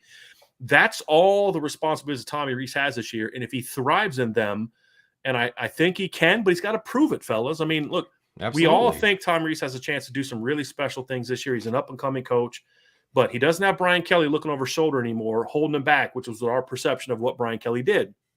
Now it's time for Tommy Rees to show that. And if he can show that, then I think this team's got a chance to be really, really, really good. I think he will, which is going to lead into all of our future predictions. So that's why I'm going with Tommy Rees. It's that combination, fellas, of the coordinator, the director of it all, and then the quarterback coach, right? Because I think there's a lot of people in the chat, and I'm going to ask this for like Sid Irish and some of the people that are skeptics of Coach Rees. What are you more skeptical of? His ability to put a game plan together and play call, or his ability as a quarterback's coach? I think most people will put it on his ability to develop quarterbacks because of the lack of success Notre Dame has had there. We can debate and argue whether it's actually his fault or if it's on Brian Kelly or a combination of Coach Rees early because he was still learning to be a coach. Now it's Brian Kelly. I think all those things are there. to me, this is the thing that I think he's going to get a chance to prove. And if Tyler Buckner does the things that we all think he's going to do, a big part of it is going to be because Coach Reese put him in position to be there, and then Tyler's talent then takes over. So I'm going with Tommy Reese on that one. Let's go defense, Vince. I was thinking I was going to go with Al Golden just because of pretty much everything that you said about Tommy Reese. Yep. But I'm going to go with Washington. I'm going to go with the defensive line coach, and here's why. Number one, he's stepping into an amazing situation with the defensive line that he has to coach. Number two, he's coming in from Ohio State coaching the linebackers where they weren't very good. They weren't very good. And he kind of has that stigma from some people that, hey, he couldn't get it done at Ohio State. Now he's at Notre Dame. Of course, we're hearing more about that because they're playing Ohio State in game one. But I have been hearing it, right? So, hey, he couldn't do it as a linebacker coach at Ohio State, so he goes over to Notre Dame. He's going to coach their defensive line. So I think there is a little bit of pressure also because he is taking over for a guy who is really good at his job. He was. I mean, and respected. And respect the fan base and the players and all absolutely. That, right? And he left on his own accord to go to his alma mater. Okay, great. So there's a lot for Al Washington to have to live up to as the defensive line coach at Notre Dame, right? So I think there's a lot of pressure there. I think he's doing a really good job with him. I think he's doing a great job on the recruiting trail. I think he's doing a good job at practice, all of those different things. But I want to see what, let's see him prove that he can take this defensive line to the next level. I am going to go with Al Golden. I know you mentioned him briefly, Vince. I think that the assumption across the fan base is that the defense is just going to be good. And I have high. I think that they're going to be really good units overall, right? Like I do. I have high expectations for the team. But, I mean, there's still a changing of the guard, right? Like it's still a new defensive coordinator that's going to put his own spin on things. And there is I think there is something in the back of people's minds that's like, is he going to be able to take that step with this defense that is as a first year just naturally? And then when you add in the fact that he hasn't called a defense since 2004, 2005, whatever it is, right? Like there is some people that are going to say, what are you expecting as a defensive coordinator? Because you just haven't seen it. So I think there's some uncertainty around Coach Golden. I expect him to do really well, but I need the same call of defense. I haven't seen it I can't remember ever seeing Al Golden call defense in my adult life. So got to see it. And I think there's expectations for the defense, but until I see it, I need to see it to believe it at this point. So Vince, what my response to that is going to be, right? To me or to Ryan Ryan, everything you said is fair. Yeah. About the 05 thing, but it's what I said when they hired Clark Lee. And everybody's like, hold on a second, you're going to hire a guy that's never called a game before. And I was like, I just believe, Ryan, when it comes to being a coordinator, if you got the chops, you got the chops. And, Notre Dame went 12-0 and went to a playoff and had a pretty darn good defense 2 years removed from Brian Van Gorder, in large part because, Clark Lee took over a defense that was established pretty good and said, hey, take it to the next level and build around it. And I think that that's what I expect from Al Golden. So perhaps Al Golden's not on my list because I do expect him to just at least keep this thing going and just build on it a little bit. But I think for me, Al Golden can't do that, Ryan. Al Golden can't do all the things that you're expecting him to do, that I'm expecting him to do, that Vince is expecting him to do as the defensive coordinator if the cornerbacks don't play at a high level. And there's I don't think people appreciate enough the job that Mike Mickens has done the last 2 years. When you consider the talent issues, the injury issues, the COVID issues from 2020, where his first year there, he gets one spring practice and then the season's canceled. So he can't instill the things he wanted to instill until they get to fall camp. It was just such a weird year. Last year, you're dealing with a sophomore that, if we're all being honest, shouldn't have been starting for a team that's battling for a playoff spot. Let's be honest about that. You got another kid who's converted from wide receiver, in Cam Hart. Your depth is basically made up of a bunch of freshmen who mostly missed their senior years because of COVID, and they were still a competent group, and they were a part of an 11-1 football team. There's a lot of pressure on Mike Mickens to kind of figure out what buttons to push. Like, how do you balance, to me, number one, getting Cam Hart to the next level, number one. Number two, how do you balance trusting Clarence Lewis with also knowing that you need more guys to play and that there are going to be situations that are you going to be comfortable taking talent over trust at times if Clarence is struggling? They didn't do that last year. They just kept throwing Clarence out there. Maybe it's out of necessity. So can he make those decisions? Does he have the freedom to make those decisions? Can you get – and then the other part of it is you got to get those guys ready to go. You got talented young players. You've got the 2 freshmen we talked about. You got Ryan Barnes. You've got Chance Tucker. You've got now Clarence as a junior. You've got Tariq Bracy coming back. You've got Cam Hart. Now's the year for him to show the rest of the college football world what you and I, Vince, I think believe him to be, which is a really good football coach. Ryan, I don't know if we've talked a lot about this, so that's why I'm leaving you out of this conversation. I don't want to speak for you because I'm not sure what your stance is on that. But I think Mike Mickens being able to push all the right buttons this year at cornerback, guys, is going to ultimately determine the utmost level to which Coach Golden can get there. Because if Al Washington does his job and Al Golden does his job, but Mike Mickens doesn't do his job, and you could even make the same case for Chris O'Leary. If Mike Mickens doesn't do his job from tackling, from assignments, from all that kind of stuff, then all of a sudden you're giving up big plays. And to me, those are the things that could be the negators for all the other things. So I think Mike Mickens has a big, big task in front of him this year. I think he's up to it. So we're kind of picking the guy that's, that is sort of in that spotlight, but I actually think he's going to do a great job this year, but he's got to go show me now, right? He's got to go prove it.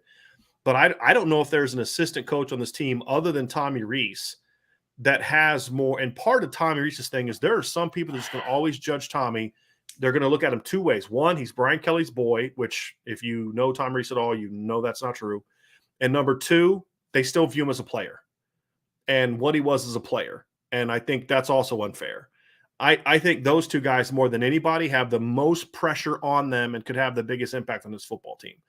So that's why I'm going there with those 2 guys. But I think all your guys, I mean, Vince, I get Al Washington, makes total sense. Ryan, I get yours as well. So we have those. Let's kind of roll. This next one should be kind of easy, guys. This is one I'm going to make a prediction. One of my bold predictions is we're all going to have the same picks on both of these 2. Okay. Oh, so all right. I don't think we will. And defensive MVPs. So this one is the one. If we're going to be off, this is the one we're going to be off on. Yes, in my pick. So okay. Vince, I think we'll be off on both. But all right. Okay. Offensive MVP. Chris Tyree.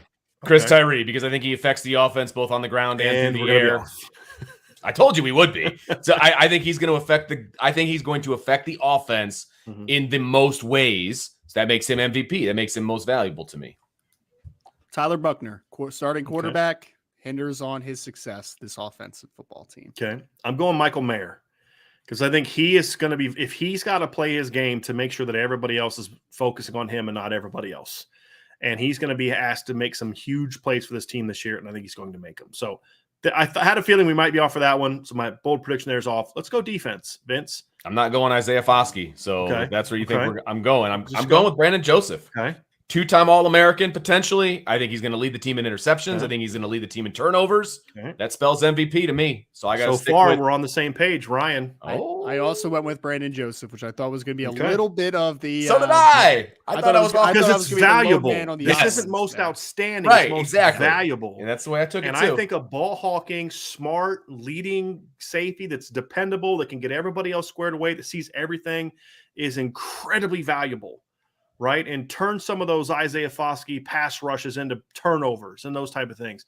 Yeah, guys, I'm with you. I'm going Brandon Joseph. So we're all on the same page. I also think, people keep talking about the second cornerback position, but I think having a safety that plays the way Brandon Joseph plays can also help a corner big time. Like I don't think because you now have a safety that can protect Clarence Lewis if Clarence is struggling. Yes, absolutely. Yep. All right, guys, we were on the same page on one of those. Let's roll into we got our bold predictions left and our record and postseason predictions and playoff predictions. Let's rock these suckers out.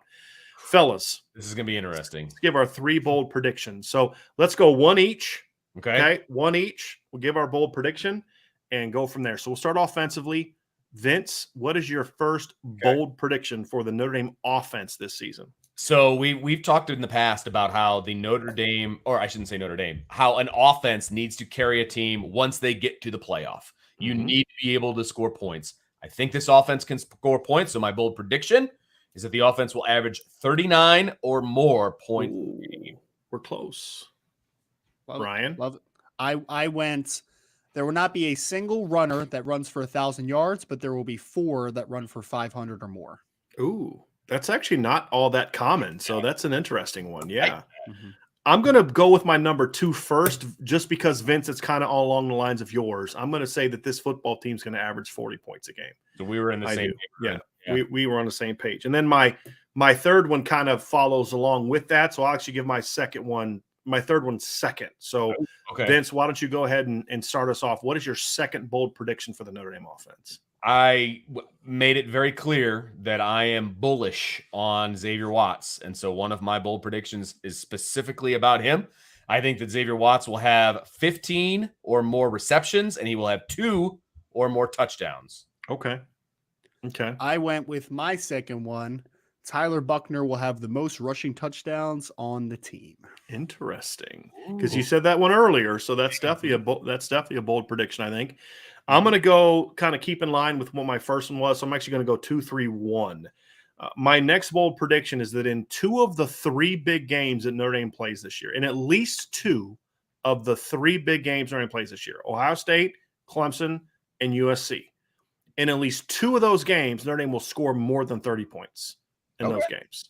And that kind of falls in line with kind of, Vince, what you said about the postseason in this offense. So 40 points a game, over 30 points. I thought about kind of putting something in there like yards wise. I think this team's going to have a lot of yards. I kind of thought about, most yards per game that they've had. Like, one of my bold predictions, guys, was going to be like, they're going to have the most yards per game that a Notre Dame offense has had in a long time. That number was 466 back in 2015. I didn't think it was that bold, to be honest with you. I mean, if they go 470, that's good, but that's not like, oh my gosh, those numbers are absolutely insane. I mean, 470 last year, fellas, gets them around 10th nationally, which is pretty good, but it's not like, oh my gosh, that's crazy. I mean, it's big. So I went with at least 30 points per game in 2 of the 3 big games that they play this year. And the one that they're not going to score over 30, and my prediction is going to be Clemson. Interesting. Okay. Well, mine kind of dovetails right off of that. I've got a prediction about the Clemson game as my last bold prediction. Whatever the spread is for the Clemson game, if Notre Dame is favored, whatever, they will cover that spread and they will exceed it. So if they're favored by a field goal, they're going to win by a touchdown or more. If they're favored by a touchdown, they're going to win by more than that. I think they're going to exceed whatever Vegas thinks about that game and win. You view that as a win. So, like, if they're a 3-point underdog for some stupid reason, I think they win outright. Yes, I think they win outright. I think they're going to be favored going into that game, and so, but I think they'll exceed the spread that is given to them. So that's assuming that they're favored, obviously. But I still think they win. My last prediction has nothing to do with the Clemson game. So my last bold prediction probably isn't that bold. If you heard the stats leader predictions, I think that someone other than Michael Mayer leads the team in receiving yards this year. I said Lorenzo Styles earlier. I don't think it's super bold, but here we are. Especially since that happened last year. I don't think it's overly bold, well, Brian. You got to step out a little bit, man. You got to step bold. It's a bold prediction. We're having a little bit of fun with it, and Ryan went conservative, like a true defensive guy. Ryan, Vince. Not super. That's what defensive people do. Sorry, I was doing my Patrick. So what you're saying, your bold prediction is that the same thing that happened last year will happen again this year. Okay. Yes, I'm Pat Fitzgerald right now. I'm sorry. Okay. I apologize. Hey, you want to know, baby? No. Sure. Hey, we're winning on here. All right, here's mine. And I actually am going to go with a bold prediction. And it's going to even seem more bold with some of the ones you guys have come up with.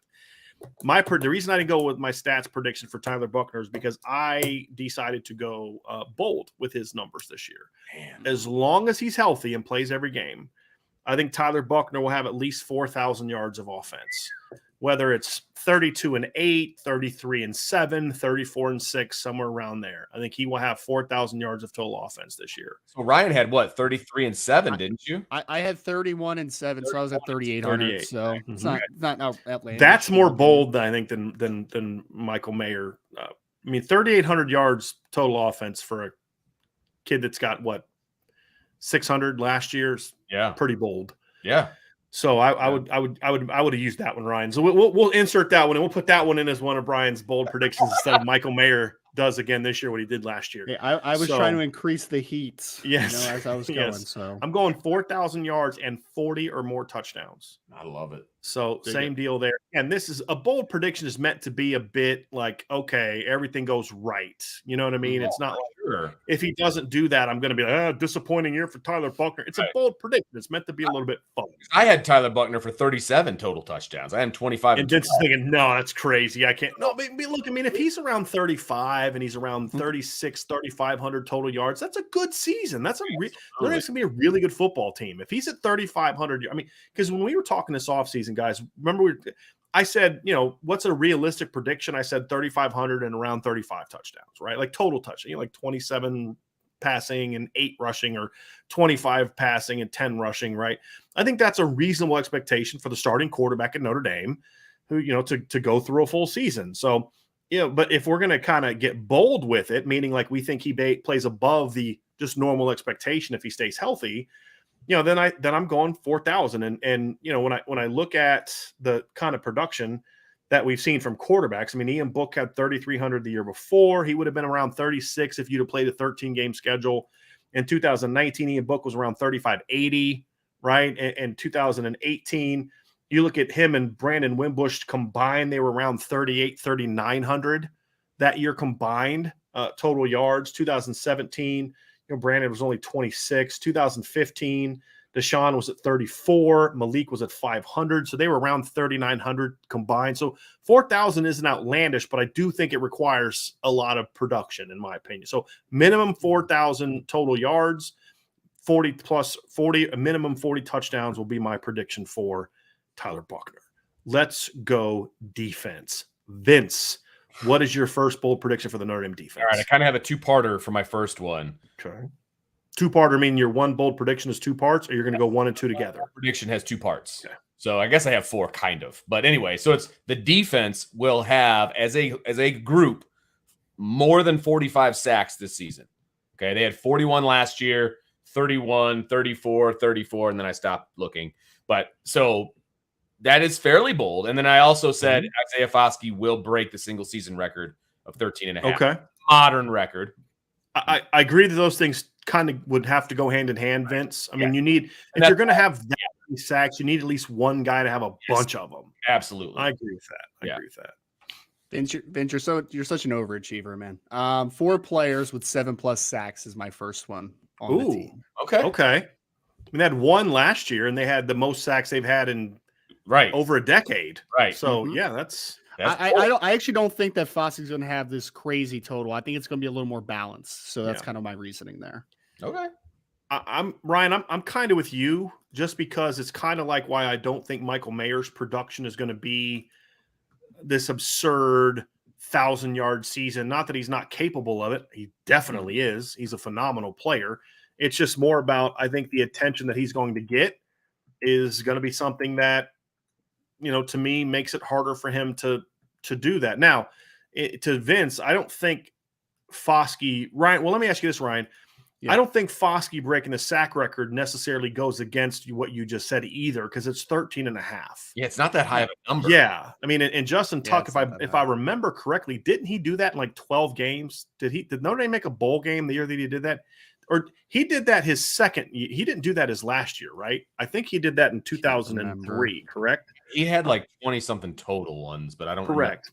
But if I remember correctly, let me pull this up here real quick. Let me pull up Justin Tuck's college stats, because if I remember correctly, he actually didn't. I thought his big year was not his last year at Notre Dame. So let me see if I can find this. Normally these stats are. Oh, here we go. College Justin. Oh, that's Justin Tucker. That's not going to help me. So great kicker. Let me try to find his college stats, and right now I cannot seem to find them for some reason. They're not showing up where they normally show up. But so anyway, that's kind of, guys, like 13 and a half is the record. I could see him doing that and still not being a crazy year. And then number 2 all-time record is Stephon. I mean, he had the 3rd best single season record last year with 11. So I could see that. So what, Ryan, yours was 7 guys with 40+ sacks. Four guys with 7+ sacks. 7+ sacks, right. So what did I say? You said 7 guys with 4 or something. I don't Yeah, I was looking at my thing. I don't know what the heck that is. So Ryan's prediction is 7 guys will have at least 40 sacks this year. Yes. So that's pretty bold. Mine is I think they're going to get 50 sacks this year. 50 sacks. Yeah. Just because, Vince, like to your point, like I think you and I are on the same page, but last year they had 41. Mm-hmm. And so like jumping up to 45 is bold because 41 was a lot. Right. And I had 50 written down, and then I started looking back at the years, and they were in the mid-30s. 41 was like way more than they had in the past. Like, okay, well, I'm going to bring it down to 45. I had 50 down, which is funny that you came up with 50. But I was like, oh, maybe that's too bold. Like maybe that's crazy talk. You know what I mean? Here's where I'm at. Since we're doing bold predictions, okay, number one, the reason I go at least 50 is because, number one, they're playing a lot of teams that throw the ball this year. Like a lot of teams that throw the ball. I think that, and number one, because I do think there's going to be I think they're going to jump all over Marshall, which is going to make Marshall throw the ball a lot, and they're going to get a lot of sacks. Ohio State throws the ball a ton. Marshall's going to throw a lot. North Carolina is going to throw. I mean, if you watch them the other night, they're going to have to throw. Their run game is, unless it improves dramatically over the next 3 weeks, they're going to need to throw the ball. To beat Notre Dame. They weren't great at running the ball, in my opinion, against Florida A&M, who was down, 25 scholarship players? Yeah. So they're going to need to throw it a ton. We know BYU likes to chuck it. Now, they're balanced, but they like to throw it, and their quarterback likes to get out of the pocket, which usually can lead to some sacks. Clemson's going to throw it a decent amount. USC is going to throw it a ton. And part of my bold prediction is, fellas, they're going to play 14 games this year. So, Vince, even if at last year's rate, that gets them to almost 45 just right there. So that is why I'm going with 50 sacks on this defense. And I think, Luafau being there and some of these other guys emerge. I think you're going to see Riley Mills and now Ahrensberger and Nana are in year 2 of them being part of the rotation. You're going to see more production from the big end than we saw last year, which had 3.5 sacks, 4.5 sacks last year, 3.5 sacks last year. I think we're going to see that double. Not just with Riley, but with Ahrensberger and Nana. So that's where I'm at. So, Yep. Let's do that. So, guys, somebody just said that he had his 13.5 sacks was in 2012. So I was correct. It wasn't his last year at Notre Dame. So what's that? So we go number. You said 2002. Sorry. Yes, 2002. Okay. Got a lot on my mind, guys. Sorry, 2002. I wish he was on that 2012 defense. Could you imagine Justin Tuck and Stephon Tuitt playing opposite each other? Justin Tuck replacing Brent Chimbo? I'll take that. Okay. All right. So let's go number 2, fellas. Let's go number 2. Okay. So my number 2 one, and I don't even know if this is all that bold, but I had Marissa Lewis being second on the team in sacks. Okay. So that's my second one. That's pretty bold. I say that's bold. A will linebacker being number 2 on a team that you think is going to have a lot of sacks? Yeah, I say that's bold. Well, that's where I'm at. Yeah. Love it. I have a record one for Isaiah Foskey, but it is not the all-time sack leader at Notre Dame. Ooh, I think that, stick with me here. So Isaiah Foskey had 6 forced fumbles last season. My bold prediction is that he ties the NCAA record with 9 forced fumbles in a single season. I like that. Which is Whitney Merciless is 2011. Had 9 from Illinois. Fumbles for Illinois. All right. It's funny how we're all kind of on the same page for the most part with some of these. My number 2 bold prediction is I think Notre Dame's going to force at least 30 turnovers this year. Okay. And if you look at last year turnover margin, that would put Notre Dame around the top 5 if you just saw total gain. So that would put them 5th overall last year. They were actually pretty decent at forcing turnovers last year, guys. They had 25. I think they get up to 30. And again, it all goes together, right? If you're sacking a quarterback a lot, it means you're putting a lot of pressure on the quarterback. If you're winning big in a lot of games, I think they're going to be doing, then you're going to pile up the turnovers against some of these teams like Marshall and Navy and Stanford and teams like that. So I'm going at least 30 turnovers this season, which will put them around the top 5 nationally in forced turnovers. So that's going to be my prediction for them. And yeah, so that's where I'm at. Let's go number 3, Vince. Third one is another game-specific prediction. And, you happen to bring up that number 30. That number 30 comes into play here for me as well. The Notre Dame defense will hold Ohio State under 30 points. Okay. If that's bold or not, but I'm taking it. Are we seriously all going to have the same prediction, basically, essentially? Ryan, what's your number 3? Mine has nothing to do with that. I just love the emphasis there, Vince. Good job. My last one is that Notre Dame will have a top 15 pass defense in the nation in 2022. That would make for a phenomenal year when you consider. Now, okay, Ryan, yards or efficiency? Yards. Okay. Oh, wow. That would make for this. That with the schedule they play, that's going to be saying a lot. I'm going to say both. Okay. There. Efficiency and yards. Yeah. I am going to say my bold prediction, Vince, you and I are, it's funny how we think alike about a lot of things. And I think, Ryan, this only happens if you're somewhat close to being accurate or accurate with your prediction. I am predicting Notre Dame will not give up more than 30 points in a single regular season game. Even better. Not more than 30 in a single game this year. Notre Dame's going to have a very good chance to run the table if that is. But think about it. If they have a legitimate top 15 pass defense, then they're not going to be giving up a ton of yards, most likely, or a ton of points to some of these teams, right? So unless their run defense is just god-awful, right, that's the only exception to that. So that's an interesting. So I'm going to say they will not give up more than 30 points in a game, which they have come close to doing at times. Like, I think, what was the year? They had a year recently, fellas, where, wasn't it 2018 that they went a long time without giving up more than 30? Wasn't it till the postseason? Yeah, 2018, they didn't give up 30 till they got to Clemson in the postseason.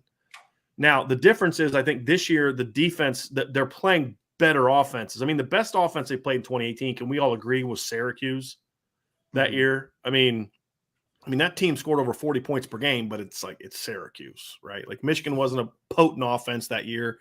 If they do that this year, that's pretty bold. And because they have done it before, but I just feel like the competition's a little bit tougher this year. So very similar of the 3 bold predictions. So guys, let's kind of wrap things up here. We're not going to necessarily go game by game. You don't have to say who they're going to beat and who they're going to lose to. Good. But let's go with the record, the 2022 prediction.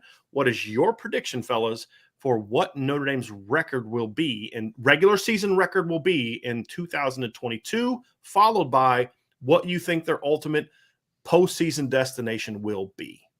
Okay, so I think Notre Dame goes 11-1, and I think that makes them a college football playoff team. I think that they're one of the 4 in the college football playoff. So 11-1 and a CFP berth is where I'm at. I have the same exact thing written down, 11-1 college football playoff berth. I think that you have Ohio State and Clemson on the docket, on the schedule for this season. You split one of those games, I think you have a good chance to go at 11-1. I think Notre Dame is going to be back to the same for the postseason at the same place they were at last year, the Fiesta Bowl. Reason why is that's one of the playoff. That's one of the playoffs. Yeah. So we will be scheduling another return trip to Arizona this year. I do have Notre Dame going 11-1. My guy Ed predicted this earlier. If they beat Ohio State, you will not hear me beating the drum on, they're going to run the table now. I just think they're going to drop a game. It's hard to go undefeated in college football, especially when you have a top-heavy schedule like Notre Dame has this year. I don't know who they're going to lose to. It may be Ohio State. If I had to put money right now, I would probably put it on Ohio State, but we'll find out for sure what my prediction is going to be for that on Friday. But I do have Notre Dame going 11-1 to be in a college football playoff team. So that is ultimately my record for Notre Dame this year. Yep. I think there's going to be some teams on the schedule better than we think, and some teams on the schedule not as good as what people think. And that's where I come down to 11-1. And that is my head breakdown. I think our heart breakdown, as always, as Notre Dame fans, are going to be undefeated, right? So, but my head breakdown is they're going to drop a game. They'll drop a game. That's my prediction. If they go 12-0, will I be surprised? A little bit. I mean, it's pretty tough at the top schedule, and it's not easy to go undefeated in college football. So, guys, college football playoff picks. Who are your 4 teams? And if you feel like picking the eventual champ, pick the eventual champ. I've got Alabama, Ohio State, Georgia, and Notre Dame as my 4. And it depends on how they match up, to be honest with you. But I still think Alabama is a class ahead of some people. And so I'm going to say Alabama wins it this year. I did not have a champion picked, but I had Alabama, Notre Dame, Ohio State, and Utah. That's my interesting. Love it. I am going to have some fun with this one, guys. I picked 3 for sure yesterday, Vince, and then my 4th, I said it could be several different teams. I'm going to have a little bit of fun today. I'm not picking Georgia because I think Georgia's going to drop a regular season game and Bama's going to beat them in the national title, in the SEC title game. 2 losses. And look, Georgia's going to be really good, but their schedule jumps up a bit this year compared to last year. When you combine that with they did lose a ton of guys, they're going to still be really good. But Vince, prior to last year, Georgia always had like that one game a year where they're just like, you lost to South Carolina at home? You got beat by 23 by Auburn? Like, really? So they always kind of have that one. And then I am good. So I just think that's going to combine with the fact that I think that Bama's a bad matchup, an even worse matchup for Georgia this year than they were last year, in my opinion. Mainly because I think Bama's defense is going to be better. And I think that Alabama's offensive line, by the time they get to the SEC title game, here's one of my national bold predictions, fellas. By the time Bama gets to the SEC championship, their offensive line is going to even be better than it was last year. That's saying a lot when you consider they had Evan Neal and some other veterans, but I love their new O-line coach. I think Ryan, you may disagree with this. I don't know if you do or don't. I didn't feel Bama's offensive line was overly well coached last year. I thought they just were big and talented, but I wasn't impressed by their offensive line last year. They were pretty below average, if you ask me. Kind of how I felt. Yeah. Like they had some individually really good players, but as a unit, they didn't impress me. Even Evan, I would even say, Brian, like Evan Neal was a really good player, obviously, but like he wasn't. He should have been more dominant, if we're being honest. In my opinion. Agree. Yeah. So we are on the same page. Mm-hmm. I don't think the receivers are going to be as good as they were last year. I think their running backs are going to be good, but not as good as they were last year. I think Alabama's offense as a whole, however, is going to be better because I think their offensive line is going to be really good. That dude was building really good offensive lines at Kentucky. Mm-hmm. You think about what he's going to be working with now at Alabama from a talent standpoint. So that's where my faith in Alabama comes from. So I got in my college football playoff, I got Bama winning the SEC. They're in my pick. I have Notre Dame and Ohio State. I think the loser of that game runs the table, in my opinion. The winner of that game may not run the table, but they're still going to be good enough to get in because they're going to have that victory and still be a one-loss team. And I think Ohio State will win the Big Ten championship no matter what. And so they are both going to be in my opinion, because I expect that to be a really good game either way, whoever wins. I don't expect either to blow out the other. That's just one of my predictions. And then my 4th pick, we just did some bold predictions, right? I thought, Ryan, I think that's a pretty bold prediction because for Utah to be in, you're predicting them to go down to the swamp, and you have to be predicting they're going to go down to the swamp and beat Florida. There's no way a 12-1 Pac-12 team gets in if they have an SEC loss. There won't be enough respect for that league. So that means they're going down to the swamp. I'm going here. Texas is my 4th pick. They got the best running back in college football. They got the best receiver in college football. Best quarterback recruit of all time. I don't hit the greatest quarterback recruit ever, apparently. I don't have a ton of faith in Quinn Ewers, but my lack of faith in Quinn Ewers is countered by my faith in Sark and Kyle Flood. That's what it boils down to. And I really like Coach Kwiatkowski. I think he's a really good defensive coordinator. They're going to be pretty good on defense. I think they're going to play Alabama competitively. They're not going to really be in it to win it, but they're going to play them competitively and then run the table in the Big 12. I think the Big 12 top teams in the Big 12 this year, Iowa State's going to be down. Baylor's going to be down. Oklahoma's going to be down. Those teams lost a lot of talent, and Texas almost beat all of them last year. Texas has almost everything coming back. So I think they take a step in year 2. They get to the college football playoff. I think that you're going to see a really, really interesting playoff this year, but I'm going with Texas as my outsider. They are going to be a surprise team for people this year. So that is my 4th pick for the college football playoff, fellas. It's interesting. Anything to add? Anyone want to take a shot at my Texas pick? Get him, Vince. Vince can't hear you, Vince. Yeah. Should we do a bonus LSU win-loss record for this year? If you want. Oh, no. If you want, I could care less. I could not care less about LSU. Hey, here's one that's, who do you think will be the most disappointing team in college football? Vince, you and I kind of gave our picks yesterday. Did you go with A&M as well? I don't remember what I said, to be perfectly honest with you, but they would be up on my list. And I think a lot of people in the boot are going to be disappointed with what LSU does, but I don't think nationally. Well, they're already setting the expectations for you're going to need a year to get this thing going, right? I mean, that nonsense. 6. So That's where I'm at. Who's your disappointing team this year? Actually, it's A&M. I mean, everybody thinks A&M is going to be this juggernaut. They're going to be so good. They're going to win 8 games. Like, I don't think that they're going to be all that great. I'm really not impressed with A&M, and I can't wait to see that recruiting class start transferring, because that's guaranteed to happen. Yep. They get their money, and now they go get their money somewhere else. Exactly. That's right. Ryan, what's your biggest disappointment? I think it's Baylor. I mean, Baylor is like ranked as like a top 10 team, and I really like Dave Aranda. I think he's going to do great things in Baylor, but like they're losing a lot, man. And I just don't think that he hasn't had time to build it up to the point where like I think that they can reload and not rebuild. You know, like it's a lot. Ryan, his first full recruiting class are going to be sophomores this year. Right. To your point, I mean, he's going into he peaked early. The job he did last year, I still can't believe he coach of the year last year. He was not. Luke Fickell. I'm sorry, with all due respect.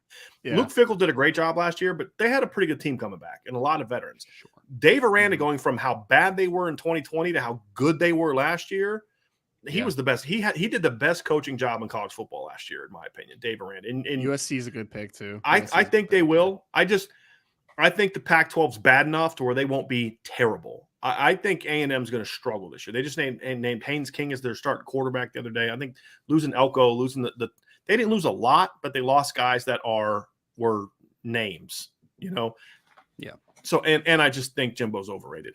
Surprise team. Who's the team that no one's talking about right now? Vince, you and I kind of talked. I know we talked about this a little bit yesterday. I went with Utah yesterday, so Ryan and I are clearly on the same page. I didn't have them all the way to the playoff, but I have them as my surprise. But they're a preseason top 10 team, though, right? With most people. Yeah, they are. They are. Yeah. I'll stick in the state of Utah, though. Also, BYU is going to have a really good year, I think. They have a lot coming back. Good team. And I think they're a little – I still think they're a little under the radar. Yeah. Well, their ranking doesn't reflect what kind of team they were last year. I mean, that's 5 or 6 Power 5 wins last year and road Power 5 wins last year. I still don't quite understand, Ryan, why BYU's not getting more respect. They lost their running back, who's a really good football player, but they return a lot from last year. And you look at a team, they beat Arizona on a neutral field. They beat Utah by 9. They beat Arizona State by 10. They went on the road, lost to Baylor by a couple touchdowns, right? That was a tough loss. Then they come back the next week, beat Washington State on the road. Then they pounded Virginia.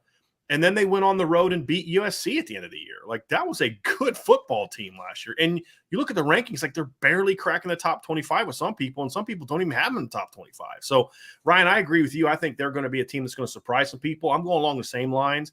Tennessee's my surprise pick. I see them being a 9-win team this year. I really like Tennessee. They're borderline top 25. Some people don't even have them top 25. We all know if you're 9-3 in the SEC, you're probably a top 12 to 15 team. Maybe even top 10, the way that they get overhyped. But I think Tennessee is going to be my surprise team this year.